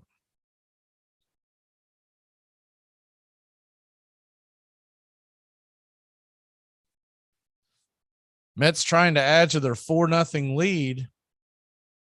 Runners on the corners, 2 away. Swing and a miss. Might have just gotten a piece of it. Nemo's limping. I don't know if he got a piece of it and it fouled off of him, or if he missed it all together and it hit him. He's going to need a second to walk it off. I think he's okay. So you watch the replay. Oh, he did foul it off his right knee. His front foot, his right knee. Ball went right into his knee, and he is limping pretty badly. Mets trainers out there to talk to him. He's seeing if he can muster through it. Buck Showalter's out there talking to him as well. Looks like he's going to give it a go. Something like that, you'll usually know either on the next swing or the next half inning when you try to run down a ball out in center field. That had to have hurt. It hit him square on the kneecap. And unless he's wearing some kind of padding, which I don't think he is, that would have gotten right there. Painful. The 1-2 pitch from Charlie, curveball swung on and grounded to second. Cano's got it. He flips it over to first, and that'll end the inning. So the Mets threatened but failed to score.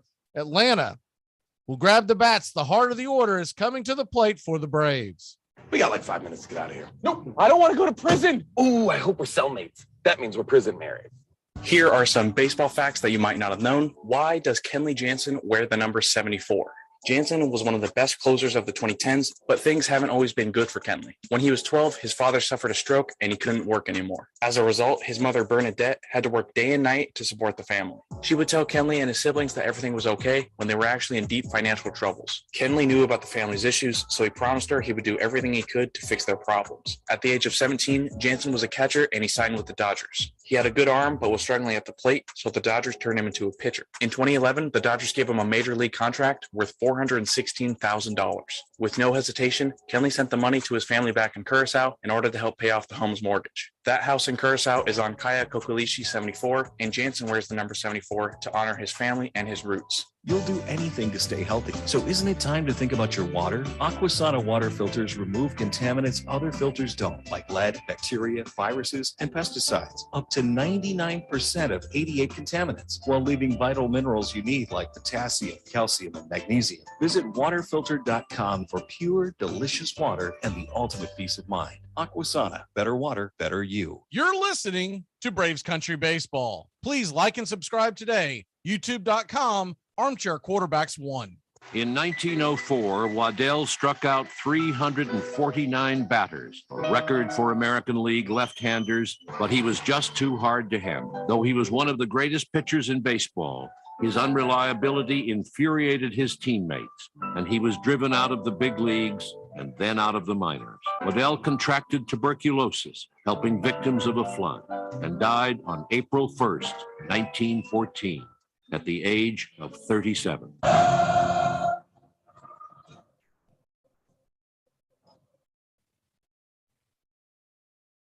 Welcome back here to Braves Country Baseball as the Atlanta Braves trail 4-0.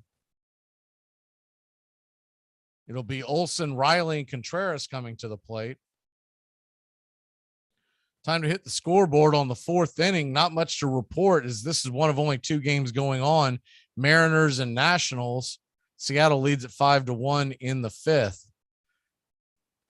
And first pitch to Olson is swung on and miss. It's 0-1. Minnesota and the Twins have gotten underway. It's 0-0. Royals and Tigers later on this afternoon, along with the D-backs and Giants. A lot of games tonight. The 0-1 pitch to Olson on the way down below the knees. It's 1-1. Phillies will be back at it against the Blue Jays. Wheeler versus Stripling. Red Sox and Rays are at 7:10. Other games of interest. Dodgers and Cardinals. That's a 7:45 first pitch. Gonsolin trying to go to 12-0 against Wainwright.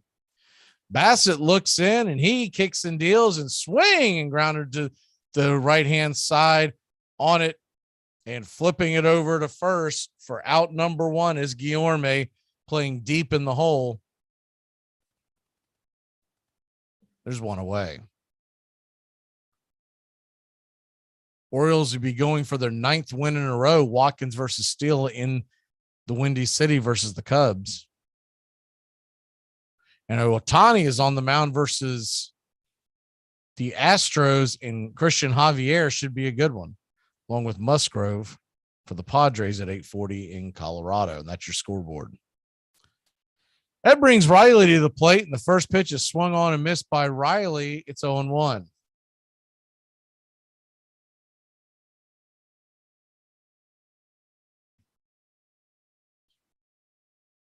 Braves are in the middle of 20 consecutive days without a day off. The 0-1 pitch, swing, and popped up into center field, giving chase are all the outfielders. It's going to drop down for a seeing eye single by Austin Riley. Looked like he hit it a little harder than that, but it wasn't much more than a flare, and it got over the infielders' heads. Guillorme gave chase, and Jankowski was playing so far back as most do against Riley. He had no chance of getting it. So in between three fielders, drops down for a single, maybe some life for the Braves, brings William Contreras to the plate. Contreras 0 for 1.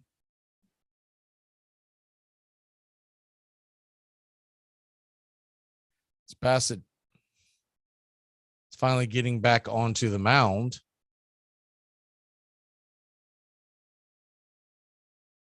Third hit of the afternoon for Atlanta. He gets set to face Contreras, righty-righty matchup, and time is called. Bassett was taking an extra long amount of time to get set. I believe Contreras was calling time, just he stood there for quite a while. Here's the first pitch on the way, and it's low and outside. Slider missed. It's 1-0. Still a long way to go in this one. Braves trail at 4-0. You figure you got 2 to 3 more times through the lineup.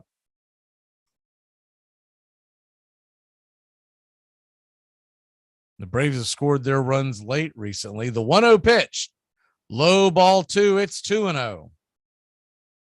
Standing on deck is Eddie Rosario. For pinch hitting duties today, if the game is close, remember you've got Ozuna you can pull off the bench. You've also got Travis d'Arnaud who could pinch hit. And then, of course, Arcia, as the 2-0 pitch is on the way and swing and a miss. It's 2-1. 91-mile-an-hour sinker.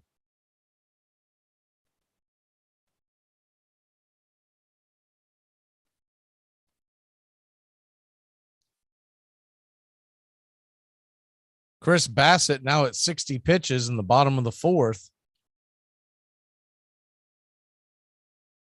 Bassett shakes off Nito several times. Contreras finally steps out of the box. William Contreras and his brother, Wilson Contreras of the Cubs, they'll be in the All-Star game starting lineup. The 2-1, swing and a miss, strike 2. 90-mile-an-hour cutter at the top of the zone. It's 2-2.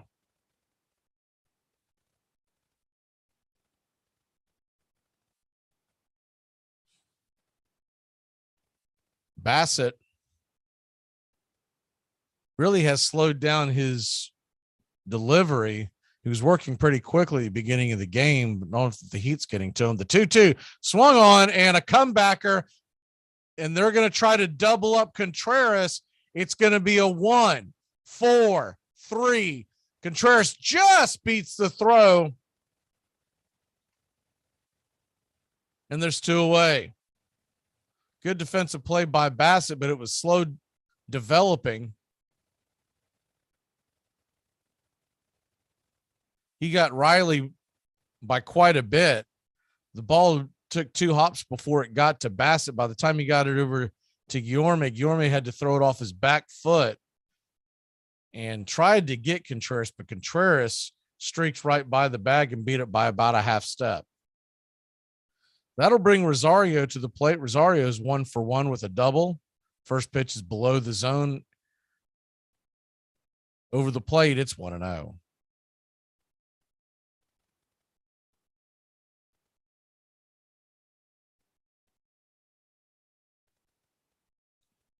Rosario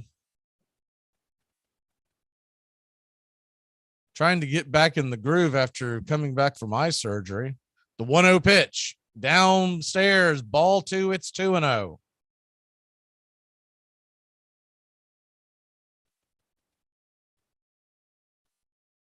may not sound like much, but Rosario's gotten his average up to 127. He was well below that, well below 100 when he came back. He was 3 of 44 before getting the eye surgery. The 2-0 pitch to Rosario as they set up high and inside, swing and fouls it back. It's 2-1. Looked like the cutter that was in on the hands, top of the zone.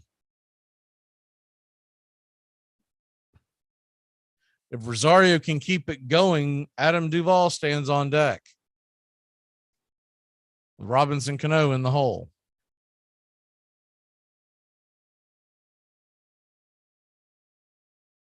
Bassett flips it over to first. Keep Contreras close by. Can't imagine he would be much of a threat to go when you're trailing by 4 runs.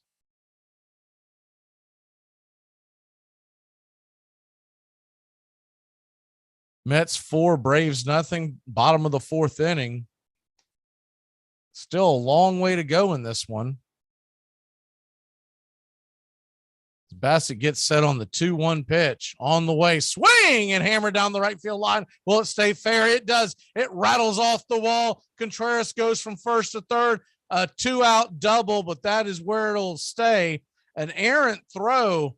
Contreras probably could have scored, but he had already slowed it down. Jankowski missed the cutoff man, and the ball trickled towards home plate. But no harm, no foul. Good piece of hitting by Rosario. He's really starting to get in the groove. There's a little better speed on the base paths, that would have scored. That'll bring Adam Duvall to the plate. Adam Duvall, another guy who needs to get it going, hit a big home run last night. Adam Duvall batting just 207 on the year, 659 OPS. He does have 11 home runs. So one swing could make this a very interesting ball game. Even a base hit would cut the lead in half as Rosario's got wheels. Duvall steps out of the box for a second. Bassett about to fire his 67th pitch to the plate. And he lets it go. Swing! And it's deep into the hole. Grabbed by Lindor. He'll fire it across the diamond. Good throw by Francisco Lindor, and that'll end the inning. A 6-3 putout as Adam Duvall was first pitch swinging, and he hit the slider, just didn't get enough depth on it. And we'll head to break. When we come back, Lindor, Alonso, and Guillorme for the Mets. Billy, how come your socks aren't the same color? I don't know, Brandy. How come your kids don't have the same last name? Billy, I'm so tired of you. I was just trying to help. You think I'll wake up and go, today is Rainbow Sock Day. Brandy, wash my socks. You got a washing machine in there. We paid $1,300. Today, we're going to talk about crazy stats. Warren Spahn, in his career, had 363 wins, 356 with the Braves, 4 with the Mets, and 3 with the Giants.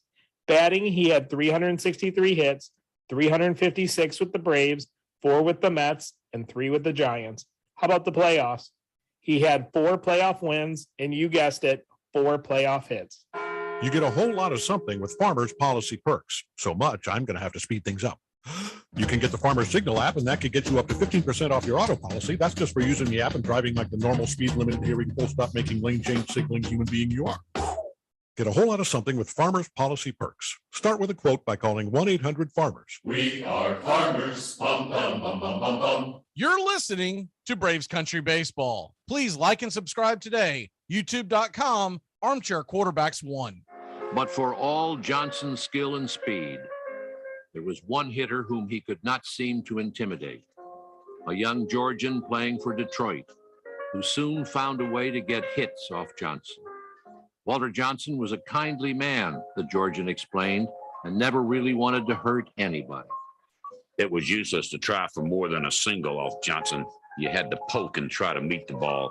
If you swung, you were dead. After he told me he was afraid he might kill a hitter, I used to cheat. I'd crowd the plate till I was actually sticking my toes on it. knowing he'd be so timid that he'd pitch me wide. Then with 2 balls and no strikes, he'd ease one up to get it one over. That's the Johnson pitch I hit. Ty Cobb.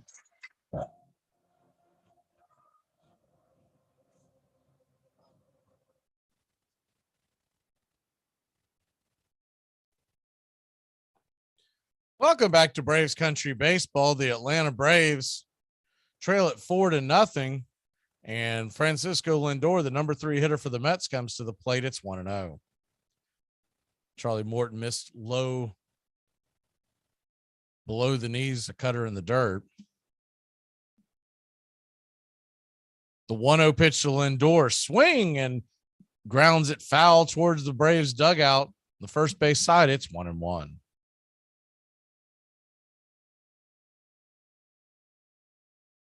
Hot day here in Atlanta as they're trying to get it in before the thunderstorms roll in later on this afternoon. The 1-1 pitch, swing, and hits it high, but not very deep. Playable by Michael Harris. He's underneath it for out number 1.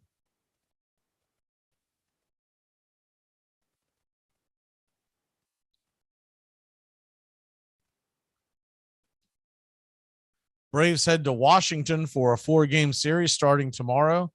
Mets are on the way to Chicago to take on the Cubs. After the All-Star break next week, the Braves will be at home against the Angels as the first pitch is on the way. Wide and outside to Alonso. Fastball misses. It's 1-0. Braves will come back from the All-Star break hosting the Angels, and then they'll be at the Phillies and at home against Arizona. As the 1-0 pitch is swung on and hit high, but not very deep. Underneath it is Adam Duvall. He'll make the catch. There's 2 away.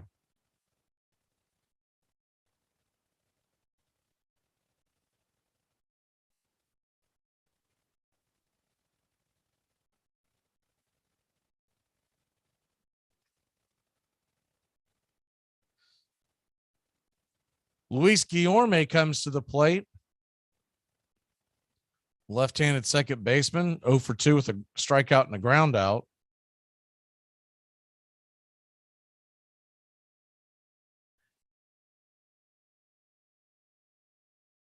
After the first pitch is on the way and it's a cutter, outer edge, called for a strike, it's 0-1. After that Arizona series that ends the month of July, the Braves will then host Philly for a 2-game set in Atlanta. You don't see that very often. And after that, that's when Atlanta goes to the Mets for 5 games. The 0-1 pitch is curveball, called for a strike. It's 0-2. Got to figure it's in during that 5-game series in 4 days. Braves and Mets will have to call on the farm as the 0-2 pitch is in the dirt. And did he go around? He did not. It's 1-2. Guy that could be called up at that point. He's pitching really well for Atlanta right now. Remember Kyle Muller, who struggled to begin the year? He was the pitcher of the month in AAA. He could be an option. The 1-2 grounded foul off the plate. Contreras kicks the ball towards the Braves dugout. It's 1-2.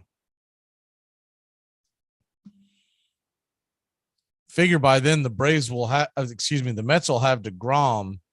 That is also, interestingly enough, just a few days past the trade deadline, which is August 2nd. The 1-2 pitch, swing, and hits it into center field, but underneath it is Michael Harris, and it's a quick 1-2-3 inning for Charlie Morton. We'll head to the bottom of the 5th. Cano had Harris and Acuna on the way. Bad check, dumbass. Holy crap. No, it is not a bad check. We just want to say goodnight, and we love you very, very much. What are you doing? Oh, just nailing his window shut for his own good. What if there's a fire?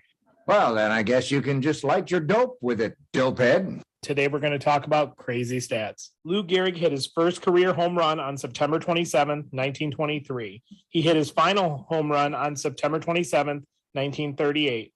In total, he hit 5 home runs on September 27th.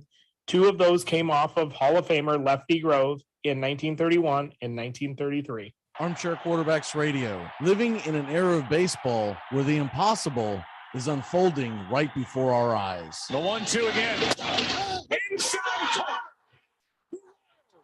2015 World Champion. This is going to be a tough play. Bryant, the Cubs win the series. Bryant makes the play. It's over. And the Cubs have finally won it all. Armchair. You're listening to Braves Country Baseball. Please like and subscribe today. YouTube.com, Armchair Quarterbacks 1. If you look at pictures of, say, the 1915 Pirates, you're going to see a very different kind of face than you see today. Hard men. Baseball at that point was a way out of the mines. This was a way for immigrant Americans to make a career. They were tough men, hungry young men coming after the established older men. Baseball was played with a ferocity of a kind of life and death, which in a sense it was for these players. So it represented the rise of American striving in a certain way.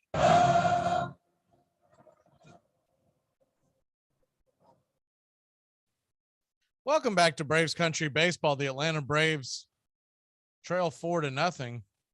See the comments there on Charlie Morton. The other thing about that is Charlie's last time out, as the first pitch misses high and up around the eyes, it's 1-0. Robinson Cano steps in. He's 0 for 1.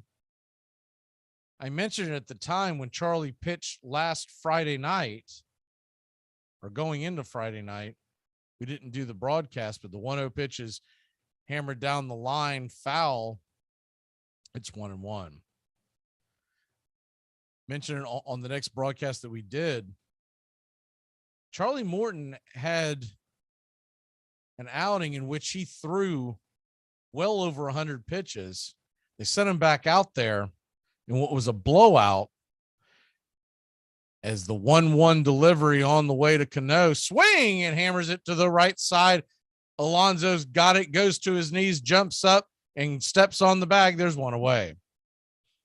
And I thought it was odd that they had Charlie out there going long when they had that game well won against Washington, knowing he was going to pitch in 5 days and it was a day game. So in sense, it's not really short rest because it's the same amount of days, but he is pitching at noon as opposed to pitching at the scheduled 7 o'clock. When you throw, I believe it was 109 pitches he threw.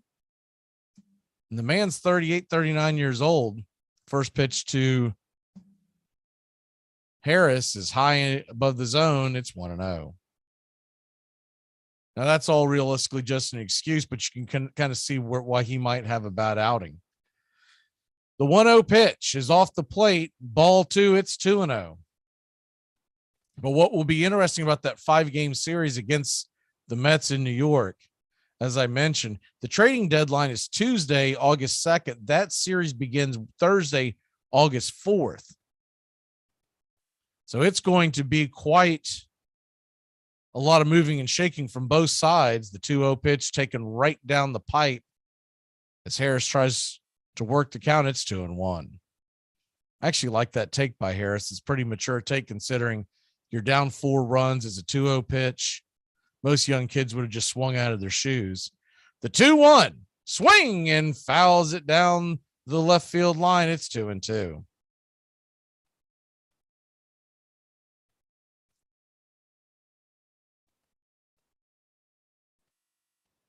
But I think the Braves will take, no matter what happens here, they'll take what has happened over the last few weeks, as they were starting to think at the 2-2 pitch misses high, ball 3, it's 3-2. You were starting to think that it was going to be wild card or bust when you're 10.5 games out at the beginning of June.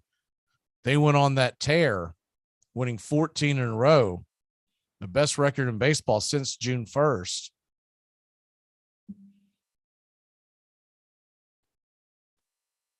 And they played a lot of their difficult opponents. They played them at the beginning of the year. That was lost on a lot of people. And they saw the Braves so far behind. The 3-2 pitch, swing, and fouls it down the left field line again. We'll do it again in a full count. Chris Bassett about to throw his 77th pitch of the afternoon. We all know baseball is anything but a sprint. It's a marathon.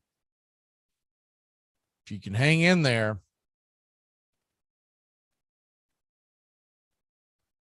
the schedule is in the Braves' favor in the second half. The 3-2 pitch, inside, ball 4, and Michael Harris will head down to first.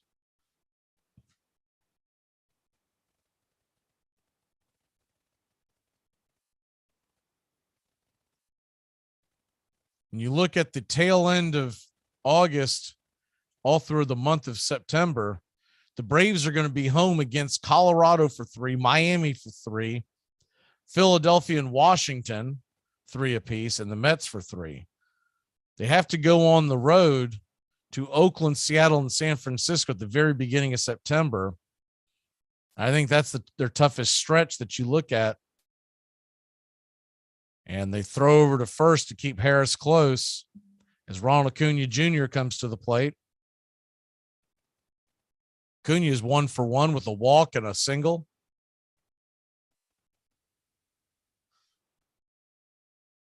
But if you're within a few games of first place heading to the All-Star break, can't complain. First pitch to Acuna is inside. Did he go around? Junior Valentine's going to say he did. It's 0-1. Mets, on the other hand, they still have 2 series left with the Yankees, which is going to be no picnic. And, of course, they have a lot of road games in Atlanta. They do get the 5. You got to figure if you're the Mets, that's a must-win series. You have to win 3 of 5. The 0-1 swing and hit down the right field line. Will it drop? No, it'll be caught by Jankowski, and Harris will head back to second. There's 2 away.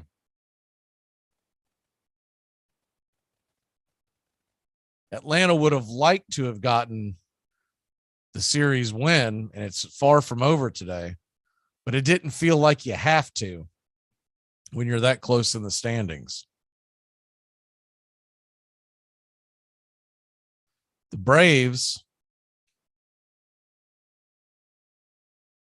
will see these Mets at home 2 more times for a total of 7 games. The first pitch is swung on by Dansby Swanson, and he was out in front of it, got underneath it. That'll be an easy fly ball to end the inning.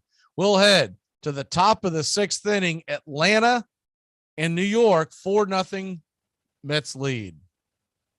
I'm a Sagittarius, which probably tells you way more than you need to know. Yes, it tells us that you participate in the mass cultural delusion that the sun's apparent position relative to arbitrarily defined constellations at the time of your birth somehow affects your personality. Here are some baseball facts that you might not have known. In 1970, the Cardinals signed a catcher out of high school named Randy Poffo. He played in the minors for the Cardinals and the Reds for 4 years before quitting baseball. He instead pursued professional wrestling, where he became the legendary Macho Man Randy Savage. TGIF on the Armchair Quarterbacks. Justin Waller and Mac McGee are back at it every Friday evening right here on the Armchair Quarterbacks YouTube channel and your local CBS Sports affiliates. We're talking the NFL, Major League Baseball, Southern football, so grab you a cold one. It's finally Friday on the Armchair Quarterbacks. Waller and McGee getting you ready for your sports weekend. Albert Goodwill Spaulding, the sporting goods king, could look back on a long career in baseball. First, as a superb pitcher, then as a ruthless club owner, finally as the man who had made the game big business. But he still had one more service to perform. He was determined to prove that baseball was an exclusively American invention, the brainchild of some ingenious American lad. He appointed a commission to prove it, but 2 years of research turned up almost nothing. Then, in 1905, a letter arrived from a frail old man who claimed that General Abner Doubleday had invented baseball as a boy in Cooperstown, New York, one afternoon in 1839. It wasn't true.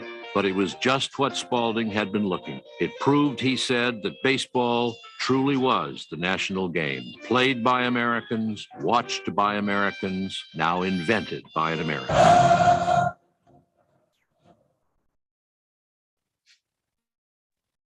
Welcome back to Braves Country Baseball. The Atlanta Braves trail New York 4-0 in the rubber match of a 3-game series. Mark Kanya comes to the plate. Charlie Morton is back out there for inning number 6.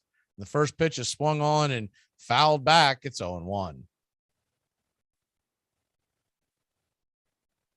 Charlie Morton being asked to do yeoman's work again. Got to figure he'll be up around 110 pitches or so before he gets out of this one. That's the bad news for Charlie. The good news is this will be his last start before the All-Star break, so he'll get quite the rest. The 0-1 delivery off the plate, wide, ball 1. It's 1-1. Kanye's 0 for 2 on the day, batting .271. The 1-1 delivery outside, ball 2, excuse me. It's 2-1. Time to hit up turn back time. On this date, 1922, the St. Louis Cardinals, Bill Doak loses his no-hitter as the 2-1 pitch, swing and a miss, strike 2.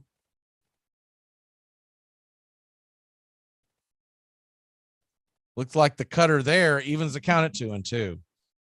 How about this? In 1922, 100 years ago today, the St. Louis Cardinals, Bill Doak, right-handed pitcher, loses his no-hitter versus Philadelphia because he forgets to cover first base, and an infield single thwarts his chances.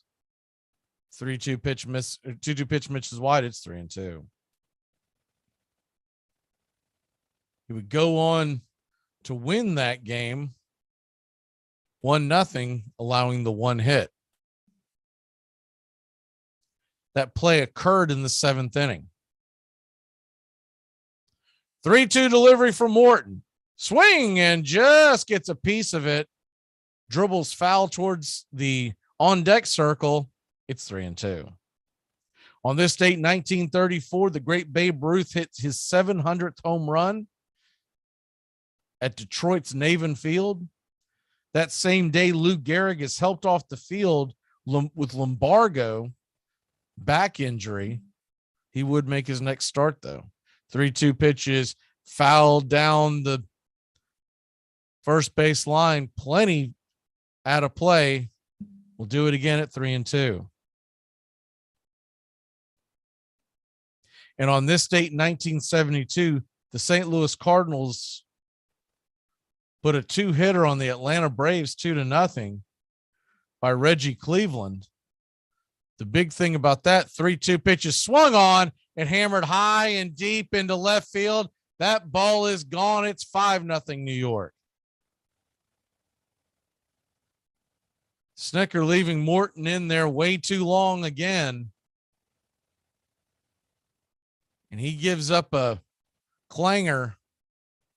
Goes about, say, 2 or 3 rows back of left field. I think that's what drives Braves fans crazy about Snickers. He will just punt games. If it's not going their way, he'll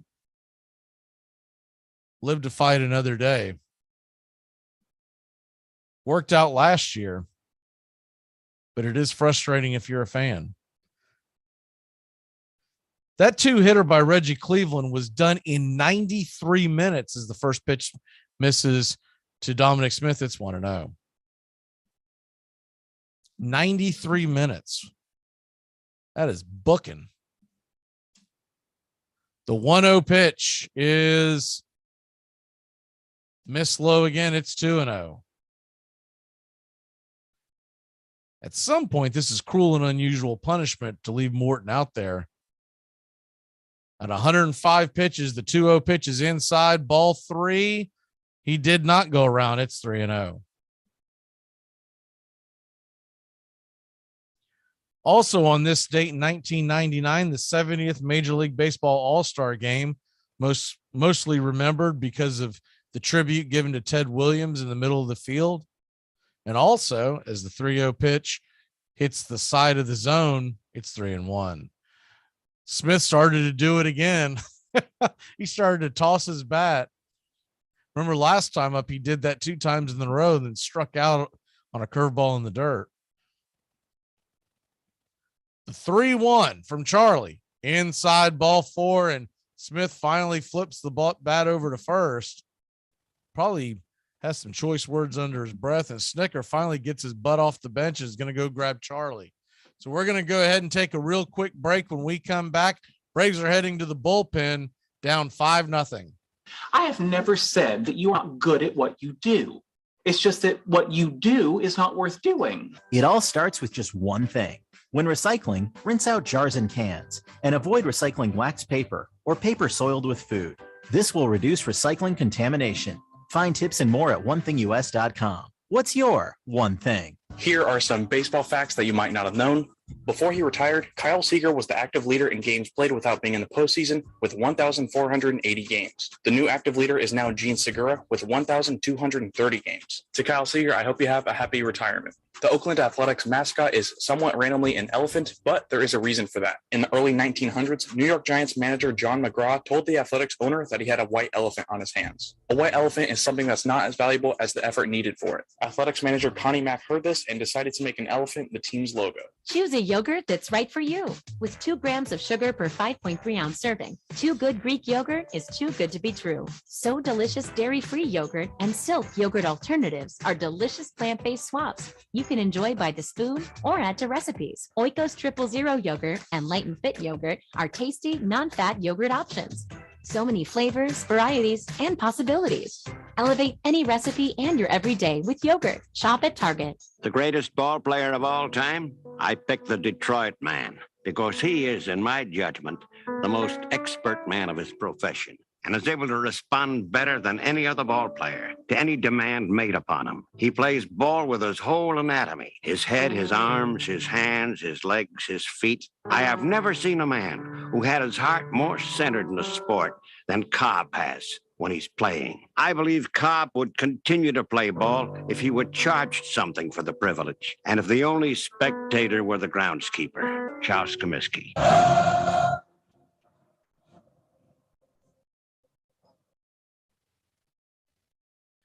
Welcome back to Braves Country Baseball. Atlanta trails the Mets 5-0. Jesse Chavez is coming into the game with 1 on and nobody out.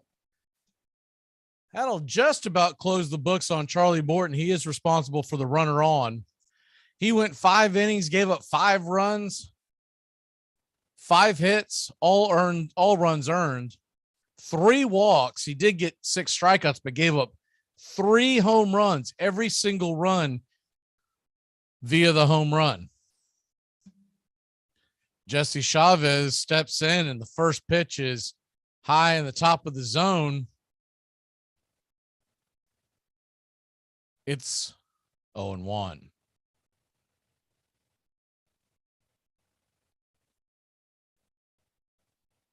Eduardo Escobar with the home run already swings at the 0-1 pitch and hits it high and deep into center field, but underneath it, right there at the warning track, is Michael Harris II. There's 1 away. Braves trail by 5, but the Atlanta offense can score in a hurry. Matt Olson, Austin Riley, and William Contreras will be the first 3 up when they come up in the bottom of the 6th.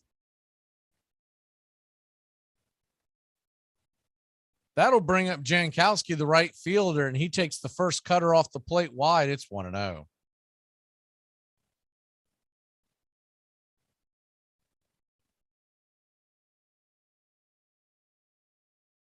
Jankowski 0 for 1 on the day. Chavez flips it over to first to keep Smith close by. Jankowski batting 184 on the year. He did reach via walk earlier.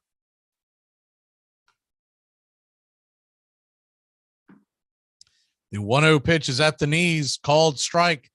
Cutter inside. It's 1-1. That might have been the changeup. He looks like he took a little bit off of that. It had that cutter action, though. The 1-1 delivery from Chavez on the way, swung on and dribbled to Riley at third. Riley charges, fires it over to first, and they're going to say he's safe. I thought he beat it, but maybe he did not. They might take a look at that one. Weiss is checking with upstairs, and it doesn't look like they're going to challenge it, so maybe he was safe. Jankowski can move. Looking at the replay, Riley threw off his front foot, and ooh, that is so close. I have to see a better angle than that. Oh, yeah, he definitely got him. He got him by about a half step. It hits the back of the glove before Jankowski hits the bag. And they are going to challenge. Okay. I didn't see Weiss make the motion towards Snicker, but maybe they had already said it. This should come back. The first angle you get is a poor angle because the arm of Jankowski blocks where the ball is going into the glove from that camera angle. But when you get the other side of the field angle, it's plain to see that the ball hits the glove just before Jankowski got it, which I thought that's what I saw. But if you're not standing right there on the field, your eyes can play tricks on you. As we wait for the overturn, they do overturn it, and it is one away, and the runner at second will stay there. Jankowski looks surprised, but you always think you're safe when you're running to first, don't you? Even in restaurant league softball.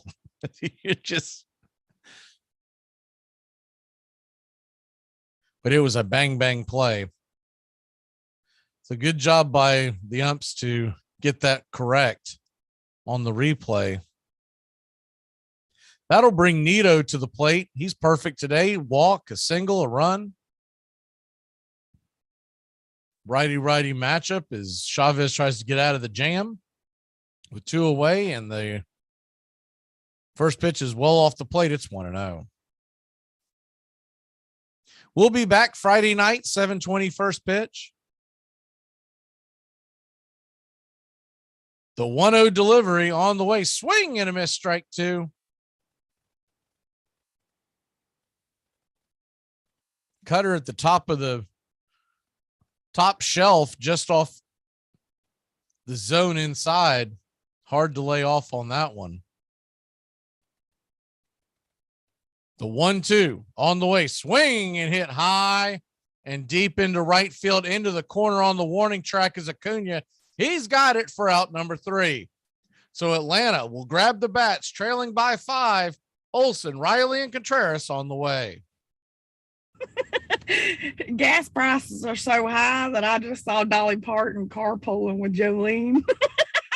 Here are some baseball facts you might not have known. At Fenway Park, which is the home of the Boston Red Sox, there is a lone red seat in the right field bleachers. The seat signifies the longest home run ever hit in the ballpark. The home run was hit by Ted Williams in 1946 and was officially measured at 502 feet. Enjoy sun-drenched days, epic stays, and plenty of room to roam in Greater Fort Lauderdale. Our hotels, attractions, and restaurants have taken the Visit Lauderdale's Safe and Clean pledge, so you can relax and explore with confidence. When you're ready for that well-deserved staycation, our 23 miles of golden beaches await. Find wide open spaces to hike, bike, kayak, and paddleboard. Visit your favorite attractions, then dine out in style in dining rooms or al fresco on waterfront patios. Learn more at sunny.org. You're listening to Braves Country Baseball. Please like and subscribe today. YouTube.com, Armchair Quarterbacks 1.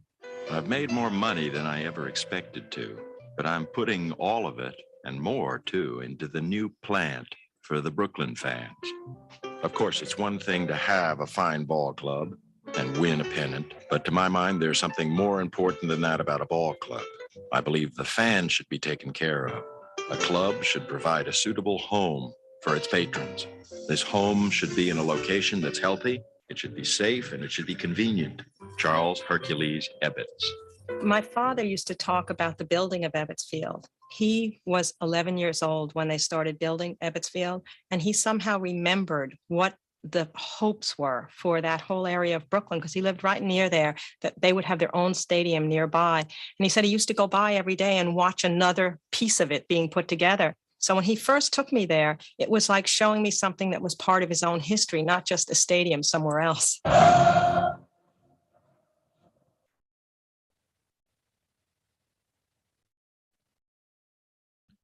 Welcome back to Braves Country Baseball. Atlanta trails 5-0. Heart of the order coming up. Olson, Riley, and Contreras. As Atlanta tries to get something going, still 4 more times up before the end of this one, but you don't want to put off the comeback till the last inning. First pitch on the way to Olson, just swung on and miss. Fastball, top of the zone. It's 0-1. Chris Bassett sitting at 81 pitches. And the 0-1 delivery is outer edge. Called for a strike, looked like the cutter. It's 0-2.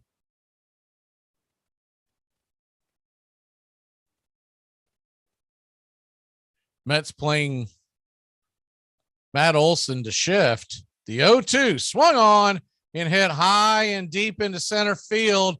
Going back and over the wall. It's gone. Matt Olson hits a solo shot. His reaction was very close to what it was last night, where he knew it was gone, but that ball barely got over the wall. Brandon Nimmo had a chance to climb the wall, but missed it. Probably cleared the wall by maybe 2 or 3 feet, and it's 5-1.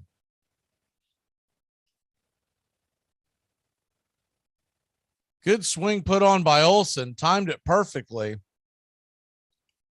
Sent it to the deepest part of the ballpark. And that'll bring Austin Riley to the plate as the Braves fans finally have something to cheer about. Austin Riley takes the first pitch outside for a ball. It's 1-0. Chris Bassett sends it to the plate and swung on and missed. Changeup, missed low below the knees. Evens up the count at 1 apiece.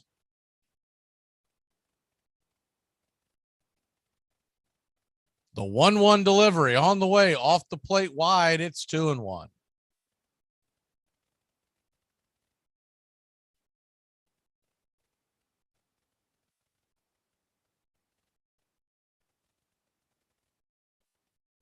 Two-one delivery, swing and hammered towards the right side, but right at the glove of Pete Alonso. And there's one away.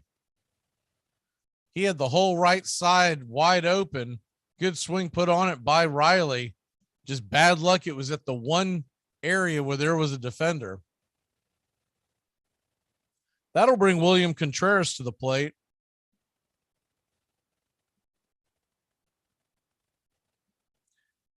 Contreras gets set for the first pitch, and he grounds it foul towards the third base side. It's 0-1.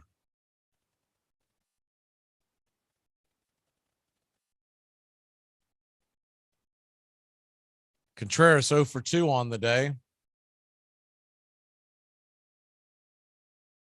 It's the 0-1 pitch off the plate and wide, but Welke calls it a strike. It's 0-2.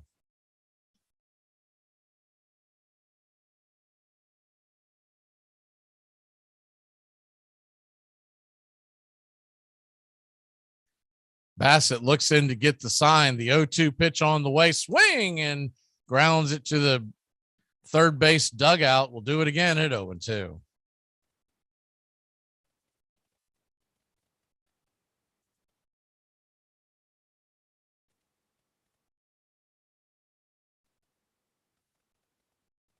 Chris Bassett now up to 90 pitches. Is the 0-2. He kicks and deals and well out of the zone. He does not go, says first base umpire Junior Valentine. Looks like he just held up.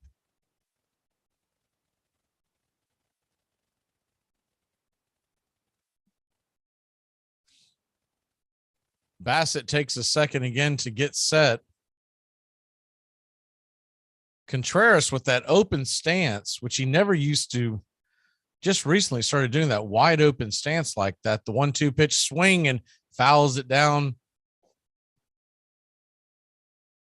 first base line over the dugout into the second deck. It's 1-2.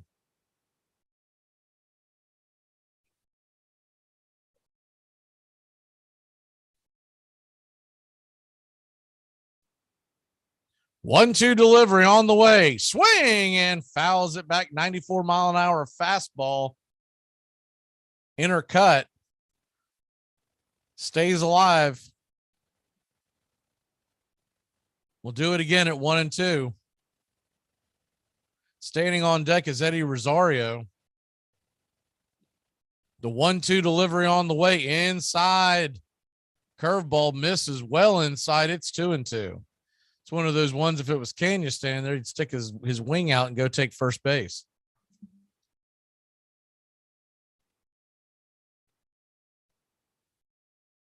Contreras 0 for 2 on the day, getting set for the 2-2 delivery from Bassett. And he asks for time, steps out of the box for a second.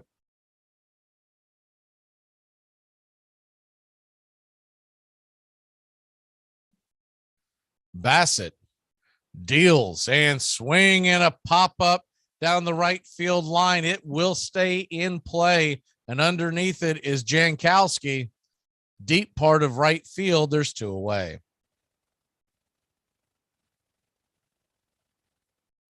So Eddie Rosario heads to the dish. Rosario has raised his average to 139. He's hit really well over the last few games. 2 for 2, a double, a single.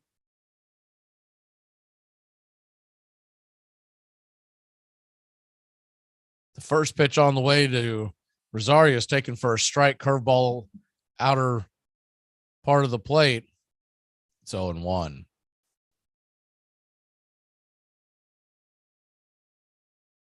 Rosario can keep it going. Adam Duvall is on deck. Cano in the hole. The 0-1 pitch on the way and just below the knees. It's 1-1.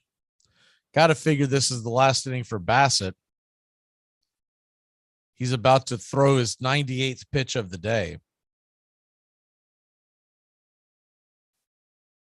The 1-1 delivery on the way. Swing and a miss. Curveball down around the ankles. It's 1-2.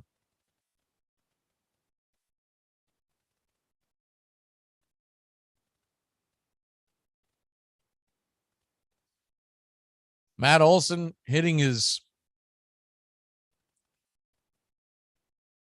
home run to cut into this lead a bit. It's 5-1 New York. The 1-2 pitch. Swing and a miss, strike 3, 94-mile-an-hour fastball. And if that'll end the inning, and that'll probably end it for Chris Bassett, who will finish the day with 6 strikeouts on the day. Good outing by Bassett. We will head to the top of the 7th inning. It's 5-1 New York. Today we are discussing crazy stats from Jamie Moyer's career. Over his career, he had 33 complete games and 10 shutouts. He is the last pitcher to log a shutout in 4 different decades. His last shutout was with the Phillies on May 7, 2010. With that shutout, he became the oldest pitcher to record a complete game shutout, a record that still stands. One not so great record that he holds is most home runs allowed in Major League history. Over his 25-year career, he allowed 522 home runs. When he had retired in 2012, he had faced 8.9% of Major League Baseball hitters ever. By the time he retired, about 19,000 different hitters had played in the majors, and he had faced roughly 1,700 of them. He pitched in 50 different ballparks. He was selected to his first and only All-Star game in 2003 at the age of 40. He never threw much harder than 82 or 83 miles per hour, according to Fangraphs. His changeups were clocked in the mid-60s during his career. One player described his changeup as throwing feathers. You don't think the ball can stay in the air that long. When he made his debut, the major league minimum was $60,000. Alex Rodriguez made more than that every time he stepped up to the plate from 2001 to the end of his career. Baseball suits the character of this democratic nation. Democracy is government by persuasion. That means it requires patience. That means it involves a lot of compromise. Democracy is the slow politics of the half loaf. Baseball is the game of the long season, where small incremental differences decide who wins and who loses particular games, series, seasons. In baseball, you know going to the ballpark that the chances are you may win, but you also may lose. There's no certainty, no given. You know when a season starts that the best team is going to get beaten a third of the time. Worst team's going to win a third of the time. The argument over 162 games, that middle third. So it's a game that you can't like if winning's everything. And democracy's that way too.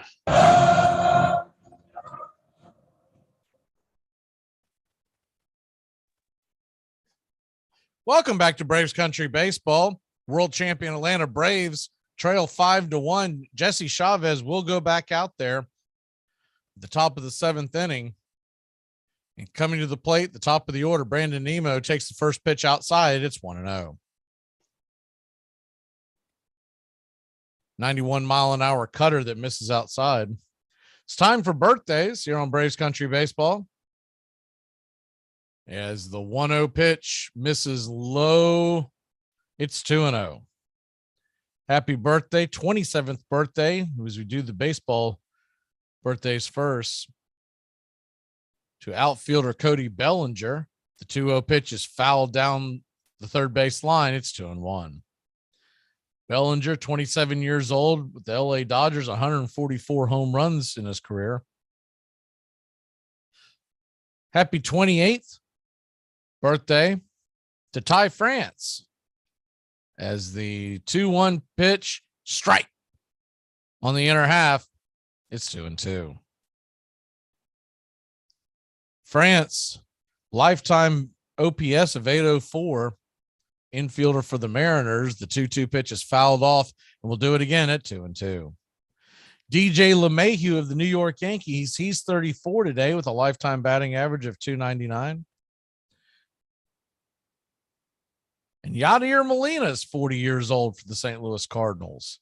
The 2-2 pitch is off the plate wide. It's 3-2. Yadier Molina with the 42 WAR. You remember Shin-Soo Choo? He is 40 years old as well with an .824 lifetime OPS. The 3-2 pitch from Chavez swung on and fouled down the third base line. Full count once again.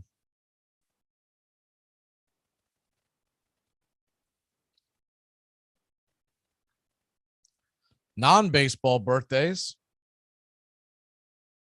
is a 3-2 pitch swing, and he'll drop it into left field. On it is Duvall holding Nimmo to a single, but it's a leadoff single for the Mets once again. Spud Webb of the Atlanta Hawks, the slam dunk champion himself. He's 59 years old today. Patrick Stewart of Star Trek, he is 82 years old.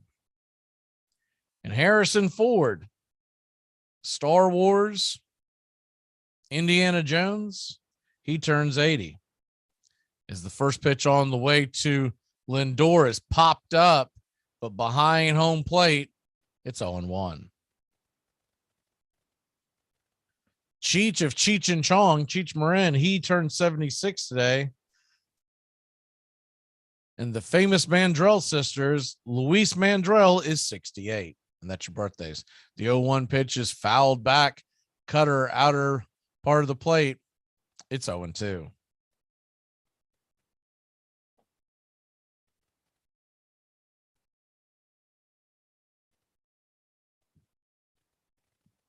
.02 pitch from Chavez, swung on and rifled right at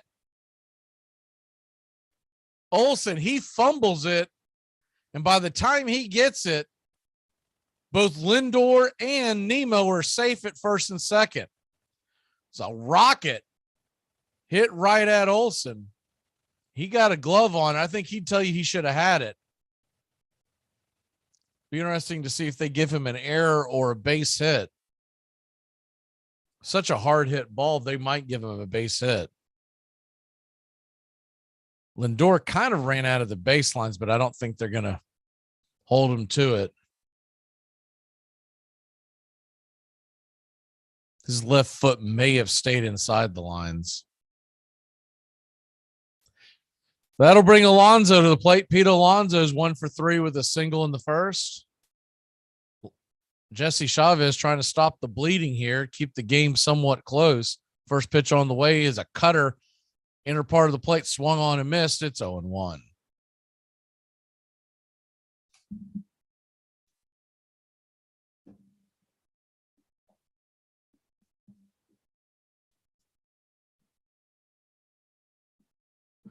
The 0-1 delivery from Chavez to Alonso on the way, swing and hammers it down the left field line, but just foul over the third base side. I mean, just foul. That probably would have cleared the bases. It's 0-2.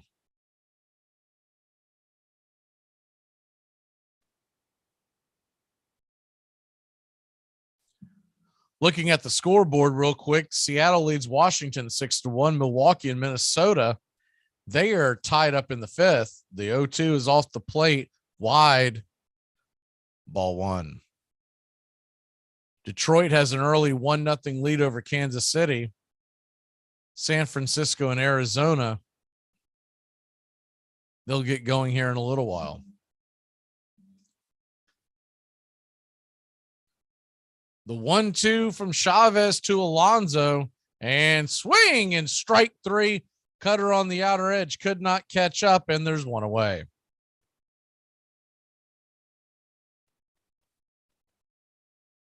Good pitch by Chavez. Coming up to the plate now is Guillorme. A double play candidate, but the runners on first and second are fast runners. So you're going to have to be quick to get the lead runner. The first pitch is a cutter, top of the zone. It's 0-1.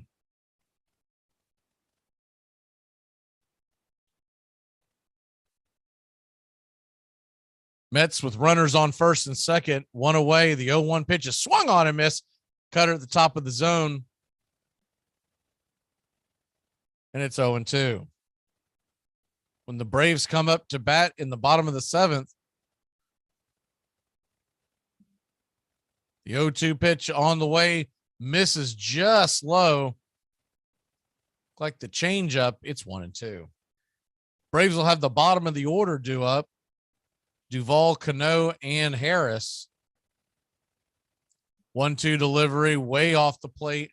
It's 2-2.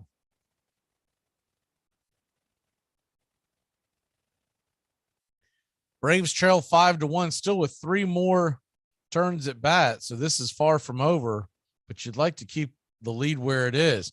The 2-2 swing and grounded to the first base side. Matt Olson grabs it, but it's well wide of the bag. We'll do it again at 2-2.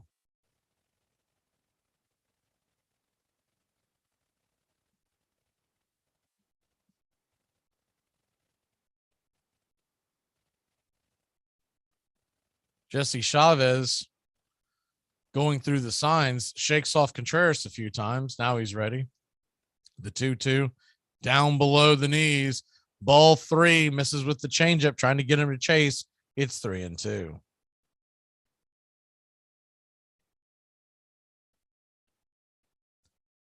Mark Kanya, who hit a solo shot the last time up, stands on deck. The 3-2 pitch to Guillorme on the way and swings and just gets a piece of it. Plenty foul. We'll do it again at 3-2.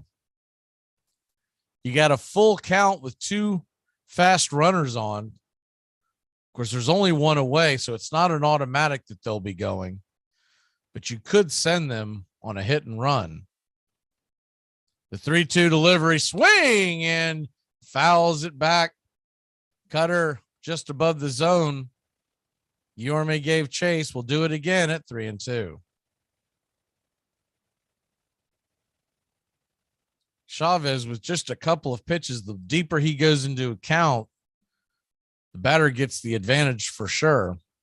The 3-2 pitch on the way, swing, and he'll knock it down the left field line. It'll bounce off the wall. Poorly played by Duvall. He'll finally get it. He'll fire it into Dansby Swanson, but a run will score, and it's 6-1 Atlanta with runners on second and third and one away.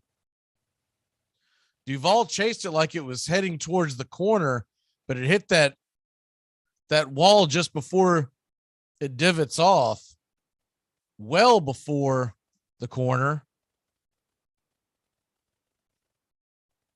Not that it would have made much of a difference. You're not catching Nemo on that.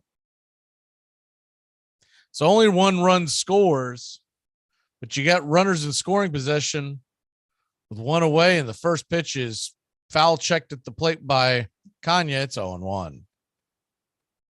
Tomorrow night, the Braves ace will be on the mound. Kyle Wright going up against the Washington Nationals. And Ian Anderson will try to get back on track. Friday night, we'll have the call here at 7:20 Eastern. The 0-1 pitch, swing, and fouls it back against the screen. It's 0-2. Braves have the infield in.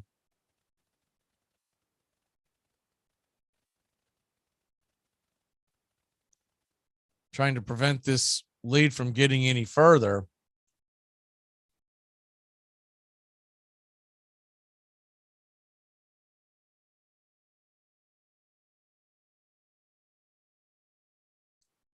New York Mets 6, the Atlanta Braves 1. The 0-2 pitch right at the knees, strike 3.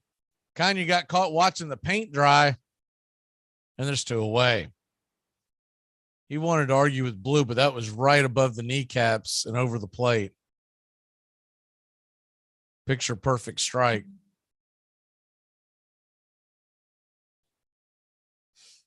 So there's 2 away now. Dominic Smith coming to the plate. Speaking of Smith, Smith is warming up in the pen for the New York Mets. Right-hander. First pitch is taken for a strike at the knees. Cutter over the dish. It's 0-1. Assuming Smith comes in, he'll be facing Duvall, Cano, and Harris. The 0-1 pitch misses top of the zone, and it's 1-1. Jesse Chavez, 37 pitches already out of the pen. And just an inning and 2/3. And they're going to call a balk on Chavez. Have to see what he did. So a run's going to score. The Mets lead at 7-1. So let's see what he does. He leans back and then goes back. Okay, yeah, he definitely balked. Chavez knew it. The pitch is on the way. It's grounded over to second base, and that'll end the inning as Cano flips it over to Olsen. So the Mets score 2. They lead at 7-1. The Braves coming up to bat in a flash. What? No, you were promoting a benefit to clothe homeless people. You can't come out dressed like that. You're all puffed up. You look like the Count of Monte Cristo. They're producing them as we speak. You look like you're gonna swing in on a chandelier. Today we're gonna. All right, I can't see you. Let me hear you. All right.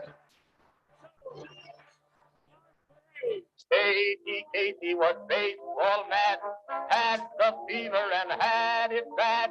Just to root for the hometown through every stew. Casey Blue. On a Saturday, her young young beau called to see if she'd like to go to see a show, but Miss Kate said no. I'll tell you what you can do. Take me out to the ball game. Take me out with the crowd. Buy me some peanuts and cracker jacks. I don't care if I ever get back. Let me root for the home team. If they don't win, it's a shame. For it's 1, 2, 3 stretch around at the old ball game. Casey saw all the games, knew the players by their first names, told the umpire he was wrong all along, good and strong. When the score was just 2-2, Casey knew what to do. Just to cheer up the boys he knew, he made the gang sing this song. Me out to the ball game. Take me out to the crowd. Buy me the peanuts and cracker jacks. I don't care if I never get back. Root for the home team. If they don't win, it's a shame.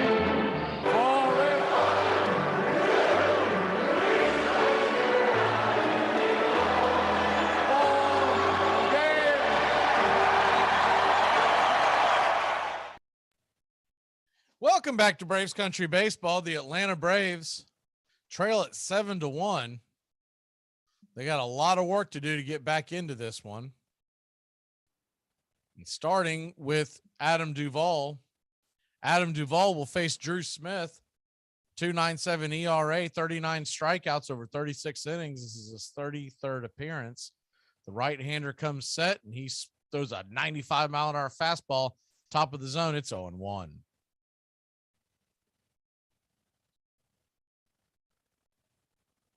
Duvall 0 for 2 on the day.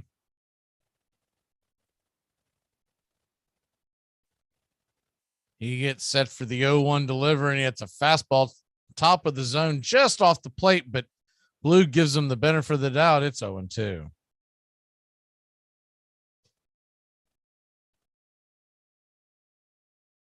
We're back Friday at 7:05. It's a little early because it's on the road. 7:05 first pitch versus the Nationals. Game 2 of that series. The 0-2 pitch is off the plate, wide for ball 1. Slider misses.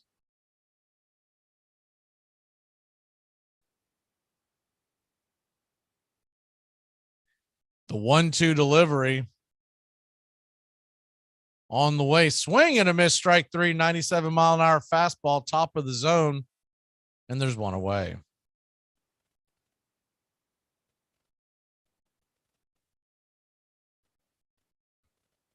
These same two teams will be at it again in New York, early part of August.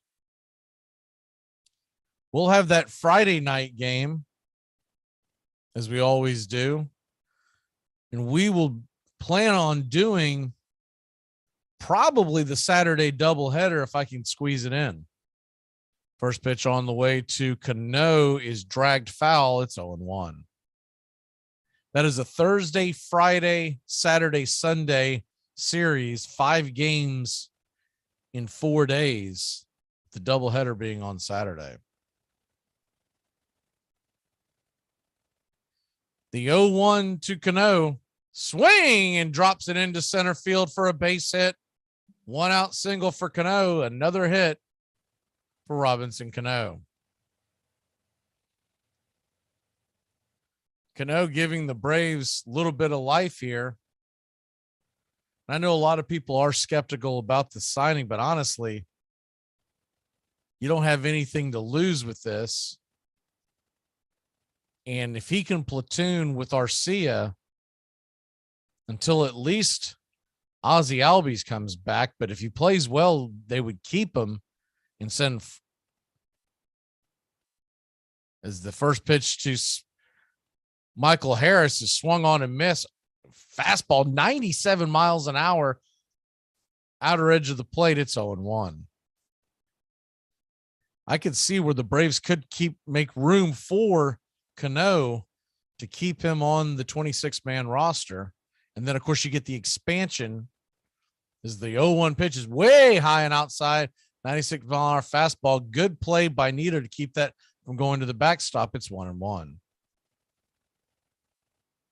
You had to figure Ozzie will come back around the time rosters expand.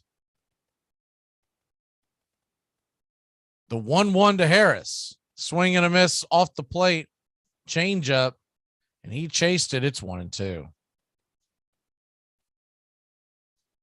On deck is Ronald Acuna Jr.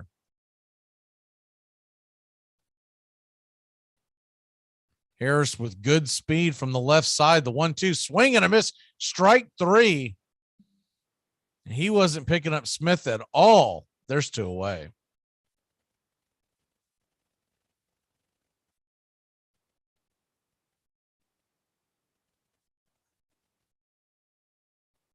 Ronald Acuna Jr. steps to the plate.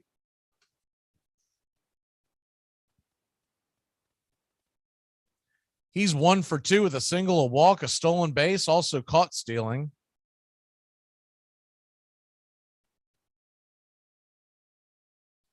Acuna digs in, righty-righty matchup. And the first pitch is on the way, top of the zone, misses high. It's 1-0. Fastball at 96 miles an hour. Smith, good-looking right-hander out of this Mets bullpen. The 1-0 off the plate wide, ball 2. It's 2-0. They check down again to first base umpire, but Valentine says he did not go around.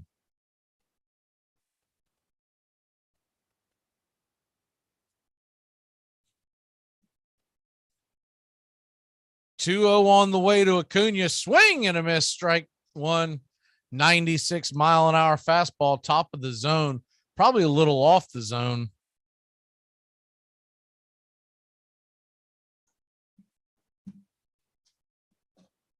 Standing on deck is Dansby Swanson.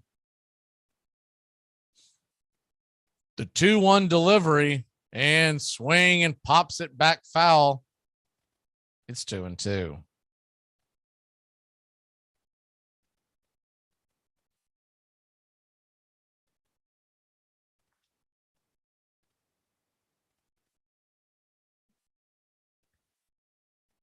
So a 2-2 count with 2 away and a runner on first. Ronald Acuna Jr. trying to keep the rally going. The bottom of the 7th, the 2-2 pitch, swing and a miss, strike 3. Looked like the changeup just pulled the string on it, and that'll end the inning. So we'll head to the top of the 8th inning. The Mets lead it 7-1. I feel so bad about lying to Sheldon. How am I going to make it up to him? I tell you what I do with Howard, but I don't think dressing up like a Catholic schoolgirl is going to work with Sheldon. He probably give you homework. Today we're going to talk about crazy stats. Lou Gehrig hit his first career home run on September 27, 1923. He hit his final home run on September 27, 1938. In total, he hit 5 home runs on September 27th. 2 of those came off of Hall of Famer Lefty Grove in 1931 and 1933. TGIF on the Armchair Quarterbacks. Justin Waller and Mac McGee are back at it every Friday evening right here on the Armchair Quarterbacks YouTube channel and your local CBS Sports affiliates. We're talking the NFL, Major League Baseball, Southern football, so grab you a cold one. It's finally Friday on the Armchair Quarterbacks. Waller and McGee getting you ready for your sports weekend. You're listening to Braves Country Baseball. Please like and subscribe today. YouTube.com, Armchair Quarterbacks 1. Though Ty Cobb and the Washington Senators star pitcher Walter Johnson were the decade's greatest players, a host of other stars vied for an adoring public's attention. Tris Speaker was Harry Hooper's teammate, the Boston Red Sox regal center fielder, a former rodeo cowboy whose fans called him the Gray Eagle, he transformed outfield play. He played so shallow that he often recorded unassisted double plays at second base. He threw out a record 35 American League base runners in a single season twice. During a slump in 1910, he was asked by his manager to give up his cherished third spot in the batting order. Like hell I will, he said, and ended the season the Red Sox best hitter.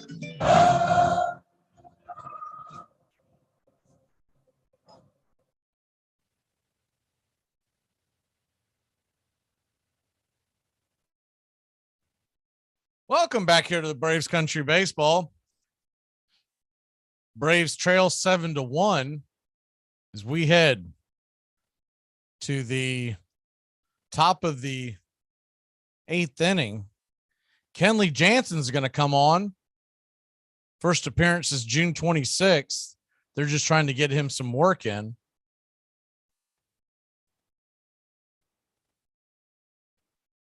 Jansen, irregular heartbeat, so he took a couple of weeks off. He had the same issue back in 2018. Ended up being okay with the same kind of rest. He'll face Escobar here on the first pitch, and it's fired in and cutters high, 91 mile an hour, top of the zone. It's 1-0. Eduardo Escobar, solo home run in the 3rd inning, one of 3 home runs by the Mets.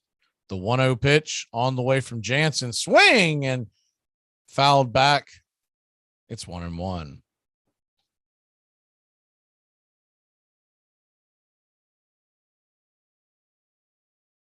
I think they would like to get Jansen at least 2 outings, if not 3, until before the All-Star break. The 1-1 delivery on the way and fouled off the plate. It's 1-2. Jansen predominantly throws the cutter. He'll mix in a slider every once in a while and even a fastball. He does have a changeup in his repertoire, but rarely throws it. The 1-2 pitch from Jansen on the way. He kicks and deals, and inside, he's going to hit Escobar. And no, actually, it hit the barrel of the bat. Escobar is the one that's actually pretty, it's pretty remarkable because you don't see players do that. Escobar is the one that told the umpire, no, it hit my barrel of the bat, hit the barrel of my bat. Guess he's wanting to see Jansen, especially with the 7. I would think if it was a closer ball game, he would have taken first, tried to get away with it. Jansen steps off the mound for a second.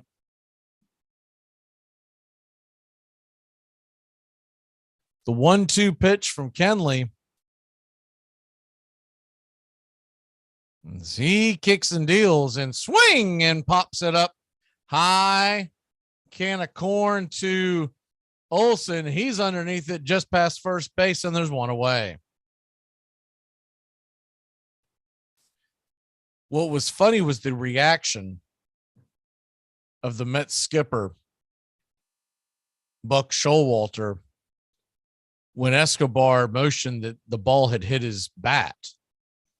And he had a look on his face like, what are you, nuts? Try to take the base.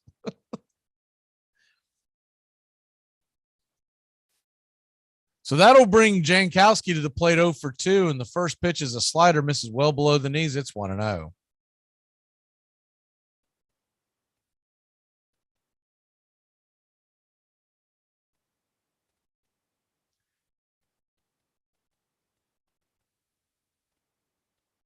The 1-0 pitch on the way from Kenley Jansen is swings and grounds it over to second. Robinson Cano's got it, and he flips over to first, and there's 2 away.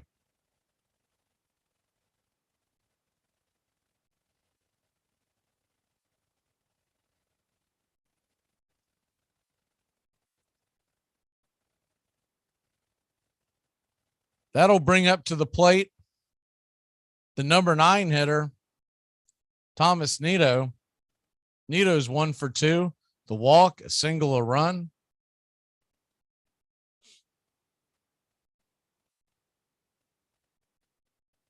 And the first pitch is in the dirt, low. It's 1-0.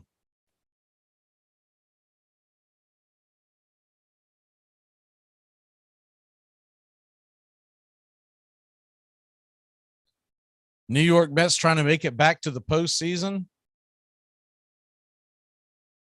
Went to the 2015 World Series, but have not won one since 86. The 1-0 pitch, swing, and hits it high and not very deep into right field. Underneath it's Acuna, and that'll end the inning. We'll head to the bottom of the 8th. The Braves, Swanson, Olson, Riley coming up. I'm not saying that it's rough where I live, but my Walmart is selling Father's Day cards in packs of 5. Here are some baseball facts that you might not have known. Big Sexy Bartolo Colon is a very fondly remembered player. When he hit a home run against the Padres in 2016, he actually set a record. He became the oldest player to hit his first career home run at 42 years old. Melky Cabrera announced his retirement on January 14th. In 2012, after getting suspended for high testosterone levels, he made a fake website to try and challenge his suspension. He argued that this phony website he created had given him banned substances without his knowledge. Unsurprisingly, the plan didn't work. I'm Amy Lawrence, and I'm up late, always, after hours, hanging out with you on CBS Sports Radio. Check it out, 2 a.m. Eastern, 11 p.m. Pacific. I will not tolerate profanity, obscene language, or personal insults from my bench. I will always insist, as long as I am manager of the club, that my boys be gentlemen. There is room for gentlemen in any profession. Connie Mack. Baseball was Mac's livelihood, but it was also his life.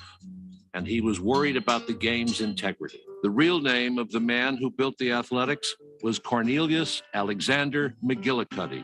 Born in 1862 to Irish immigrants, he began as a catcher. He spent 11 years in the majors, managed to play every position except third base and pitcher, and vigorously supported John Montgomery Ward and his ill-fated Players League.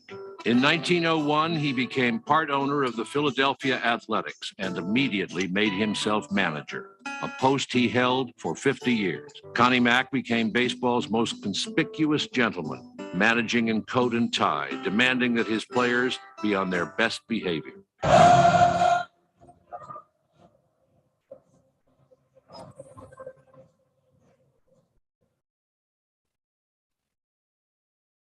Welcome back to Braves Country Baseball. Dansby Swanson's coming to the plate, looking for his first hit of the day. Braves have put some hits together, but have not came up with the big 2-out hits that they normally do. Charlie Morton was not Charlie Morton today. First pitch on the way is swung on and fouled back out of play. Smith stays in the game. It's 0-1. 2 strikeouts and a flyout by Dansby.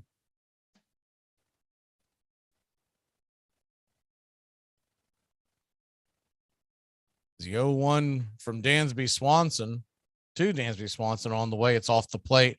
It's 1-1.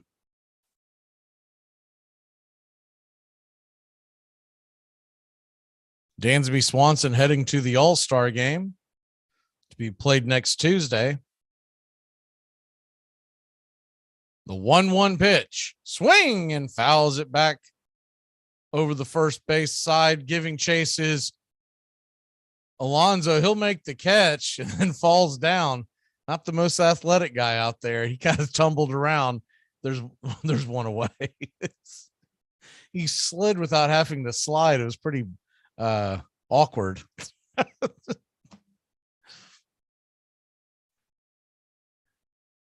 not even sure if his eyes were open when he caught the ball.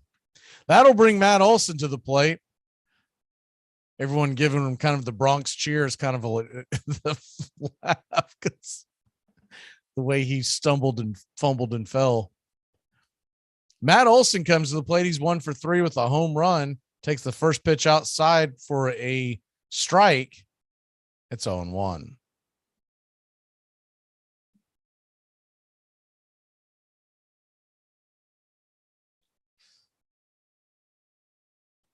0-1 delivery down below the knees. Taken for a ball. It's 1-1.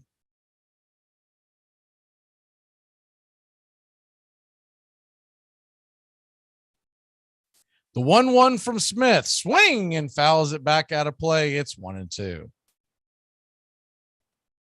If the lead holds here, the Mets will go up to just 2.5 games over the Braves. They were 10.5 in front of the Braves back on June 1st. So in just over 5 weeks, they've blown an 8-game lead. 95-mile-an-hour fastball missed way outside. It's 2-2. The Phillies have creeped a little closer, though they've cooled off a little bit. The 2-2 on the way, right there off the plate, but called for a strike by Welke. There's 2 away. Imagine Welke's going to get another very bad report card from MLB ump cards. Kept track of it. From what I've seen, he's blown about 7 or 8 strike calls today, which is well below the normal. First pitch on the way to Riley is a fastball, top of the zone, just clips it. It's 0-1. Austin Riley 1 for 3 on the day.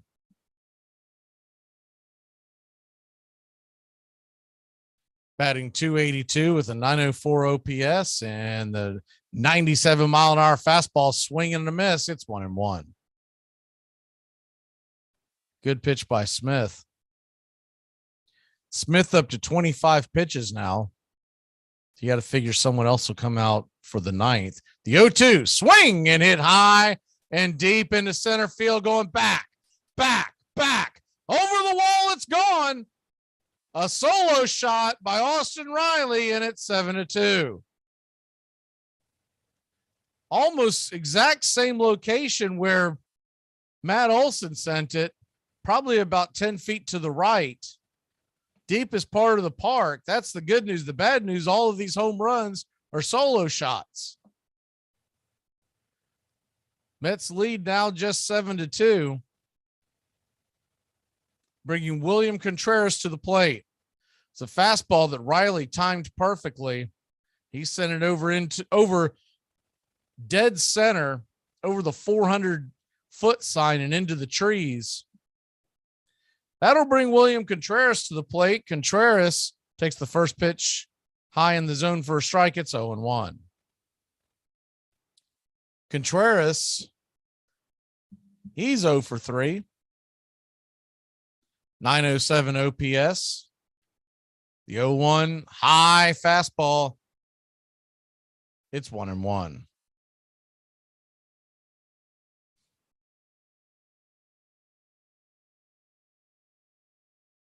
Looks like they will get this game in before the rain that was threatening today's game. The 1-1 pitch, swing and a foul ball, 97-mile-an-hour fastball at the top of the zone. It's 1-2.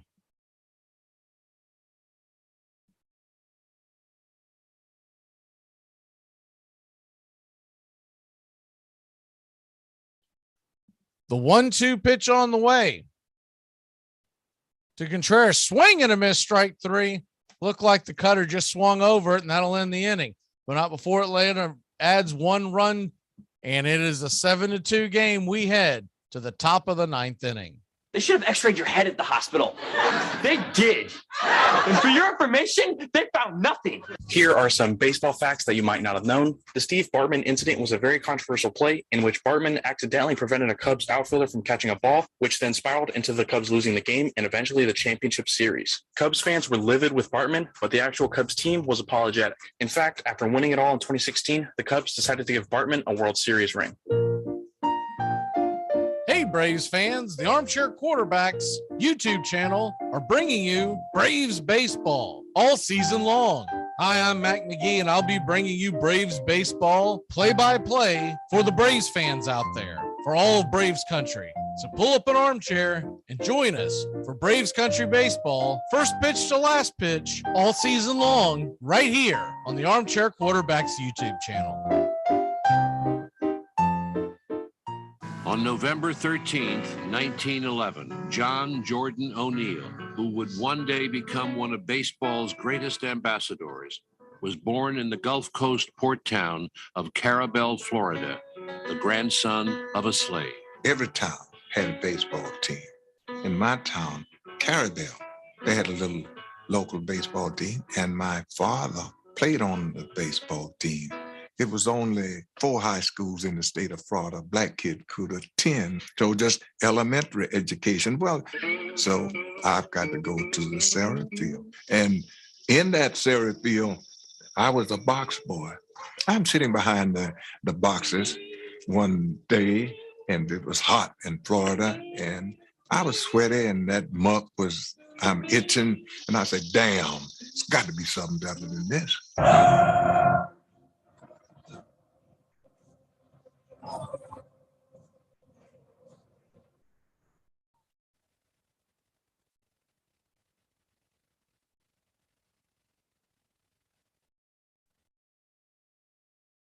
Welcome back here to Braves Country Baseball. The Atlanta Braves trail 7-2. 2 solo shots by Matt Olson and Austin Riley.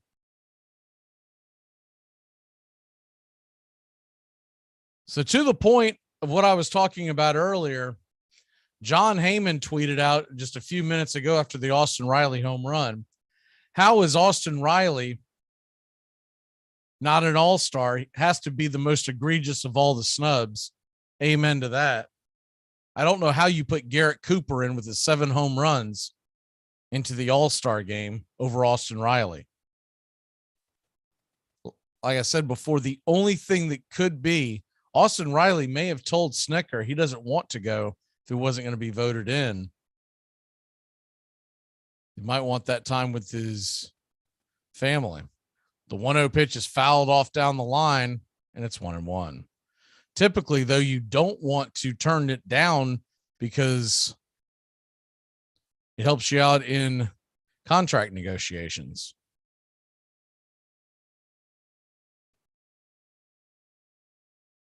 The 1-1 pitch on the way, and swing and fouled back by Nemo. He's 2 for 4 on the day. It's 1-2. Jackson Stevens is in the ball game. Big right-hander will try to close out the 9th.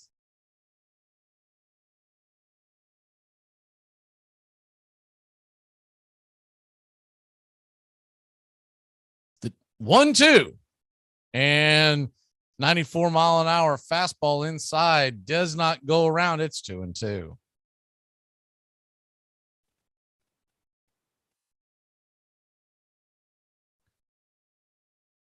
The 2-2 pitch on the way from Stevens, swing and a miss, and bangs Nemo again on the leg. Man, this guy is taking a beating today. That right leg again, this time is the lower part of his leg. Remember, he fouled that one pitch off his knee, this one on the top of his foot, and he's got padding there, but it hits him right in between where the 2 pieces of padding separate.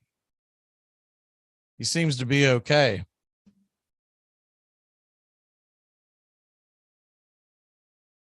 It's the 7th meeting between the Braves and the Mets as the 2-2 pitch on the way is fouled down the line. It's 2-2. Mets will take a 4-3 series lead. Of course, still 12 to go as they play 19 every year. 5 are in New York in a 5-game series in 4 days in August. The other 7 are in Atlanta. The 2-2 swing and a miss. Strike 3, curveball inside. Good pitch by Stevens. One of his better curveballs I've seen out of him. There's one away. Nasty pitch inside.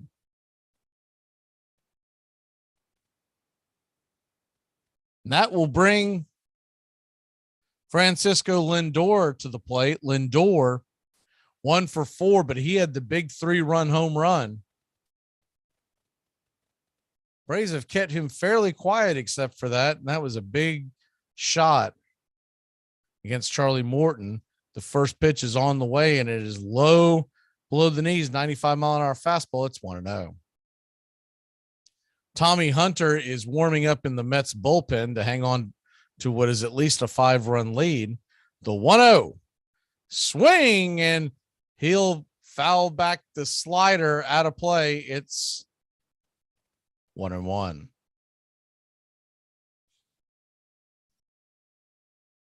In the bottom of the Braves' ninth inning, it'll be Eddie Rosario, Duvall, and Cano due up. The 1-1 pitch swing and pops it up over to Dansby Swanson. Actually, that's Riley playing Swanson's position at short. He's underneath it for out number 2. Braves were playing a heavy shift. A lot of the time, Riley will slide over into shallow right field, but they had him over in the shortstop position. So Pete Alonso comes to the plate. Braves have kept his bat very quiet in this series. Alonso heading to the home run derby along with Acuna. Of course, Alonso is the 2-time champion, and the first pitch is on the way, and his curveball called for a strike at the top of the zone. It's 0-1. That home run derby is Monday night. All-Star game is Tuesday night. The 0-1 off the plate wide. It's 1-1. Another curveball. This one was heading towards the dugout. Kansas City leads Detroit 3-1 in the 4th. Kansas City, young, exciting team, should be good in a few years. The 1-1 swing and a miss. Slider off the plate. It's 1-2. Of course, they made the trade with Atlanta. If you missed that earlier in the week, Atlanta gets the number 35 pick. The MLB draft will take place Sunday through Tuesday. The Braves got the number 35 pick on the 1-2 pitches. It's off the plate. Lonzo is ticked off. It's strike number 3, fastball about 2 to 3 inches off the plate. It's a 7-2 game in the Georgia Heat. We'll head to the bottom of the 9th inning. It's 7-2 New York. We built him up to be the czar of football. Go dig into his past or anybody that's ever coached with him, what he does and how he does it. And it's despicable. And I know the guy. Know him really well. Here are some baseball facts that you might not have known. The Steve Bartman incident was a very controversial play in which Bartman accidentally prevented a Cubs outfielder from catching a ball, which then spiraled into the Cubs losing the game and eventually the championship series. Cubs fans were livid with Bartman, but the actual Cubs team was apologetic. In fact, after winning it all in 2016, the Cubs decided to give Bartman a World Series ring. If you guys enjoyed the video, please give it a like and follow for. Here are some baseball facts you might not have known, part 18. This year, choose a yogurt that's right for you. With 2 grams of sugar per 5.3 ounce serving. Too Good Greek yogurt is too good to be true. So Delicious dairy-free yogurt and Silk yogurt alternatives are delicious plant-based swaps you can enjoy by the spoon or add to recipes. Oikos 000 yogurt and Light and Fit yogurt are tasty, non-fat yogurt options. So many flavors, varieties, and possibilities. Elevate any recipe and your everyday with yogurt. Shop at Target. First baseman Hal Chase, Prince Hal, was charming and skilled enough to have become one of baseball's most popular stars. But he was also so unabashed about consorting with gambling that 3 different managers accused him of throwing game, and fans took to chanting, "What's the odds?" whenever he took the field. Chase was a great fielding and decent hitting first baseman for the New York team in the American League. He was a gambler and he ran with the gambling crowd, and he lived very well on the winnings that he got from making errors when you need to make errors. He was a scary figure, scary because he was tolerated, scary because of what he did, scary too because in 1916, as Christy Mathewson, the great Christian gentleman, is completing his career with the Cincinnati Reds, Chase is on that team, and Chase's open vituperative scorn for somebody who lived so well and so purely was beyond ugliness.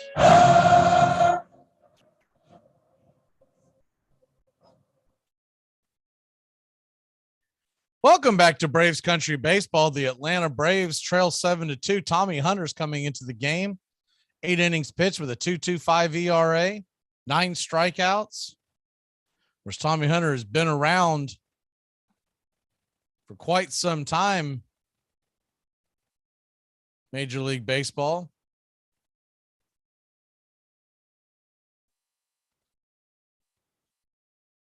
The big right-hander is set to face Rosario, Duvall, and Cano.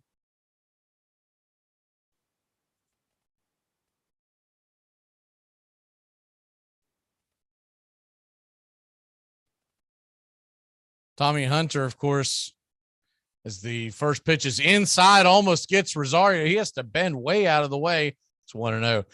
Hunter's been in the league since 2008. He got his start with the Texas Rangers. Pitched for some of those really good Rangers teams. He went 13-4 in 2010. The 1-0 pitch, swing and hammered high and deep, going back. He'll take the grand tour. That baby's gone. It's 7-3. Eddie Rosario hammered that pitch into the chop house. He'll cross home plate, and the Braves trail by 4. That was a no-doubter. About letter high and over the plate, and it got out in a hurry. Be interested to see the stat cast on that one. Wow. Absolutely tattooed that ball. That's 112 miles an hour. First pitch is off the plate, but called a strike. It's 0-1.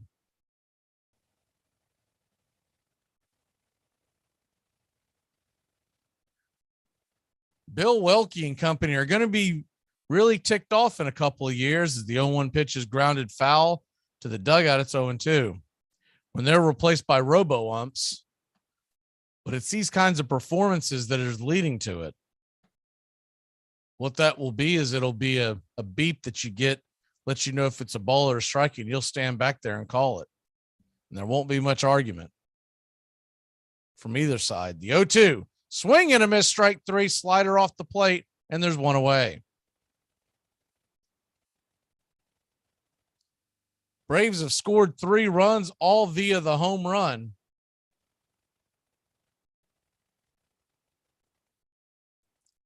That brings Robinson Cano to the plate. Cano is 1 for 3 with a single in the 7th. He's had 3 hits in 2 games with the Atlanta.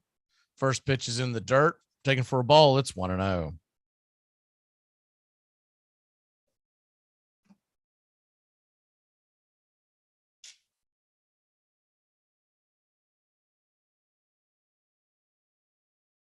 The 1-0 pitch, swing and hammer to the right side. Diving play by, is that Smith? It is Dom Smith in at first base. He flips it over to Hunter covering first, and there's 2 away. That's interesting that they bring Smith in to play. So you can do that. You can bring your designated hitter in to play defense. And not that it should matter because it's 7-3, but if Atlanta were to tie the game and the batting would go back around, the Mets would lose their designated hitter role. That brings Michael Harris to the plate. Harris takes the first pitch at the knees for a strike, 94 mile an hour fastball. It's 0-1. All in all, a pretty good series between Braves and Mets. Still 7 more here in Atlanta and 5 in New York. 3 series altogether. And the 0-1 pitch is check swing for a strike. It's 0-2. Braves down to their final strike.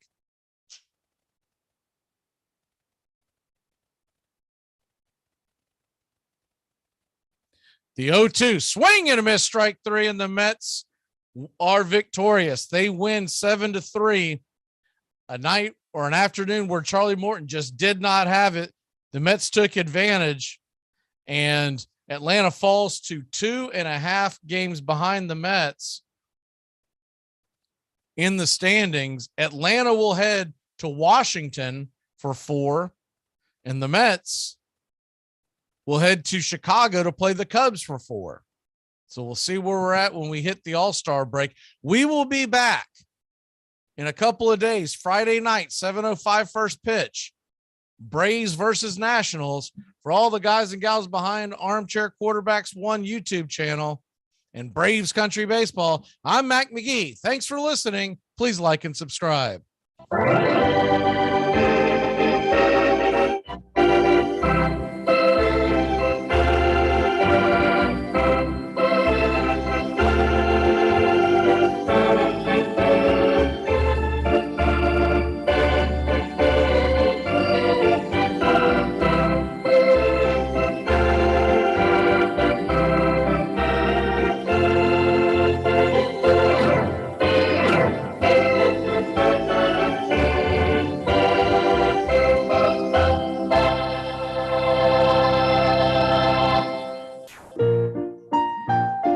Braves fans, the Armchair Quarterbacks YouTube channel are bringing you Braves baseball all season long. Hi, I'm Mac McGee, and I'll be bringing you Braves baseball play-by-play for the Braves fans out there, for all of Braves country. So pull up an armchair and join us for Braves Country Baseball, first pitch to last pitch, Tuesday and Friday nights, right here on the Armchair Quarterbacks YouTube channel. This portion of the show is being brought to you by The Best Things in Life, which are still free with minimum purchase at participating dealers.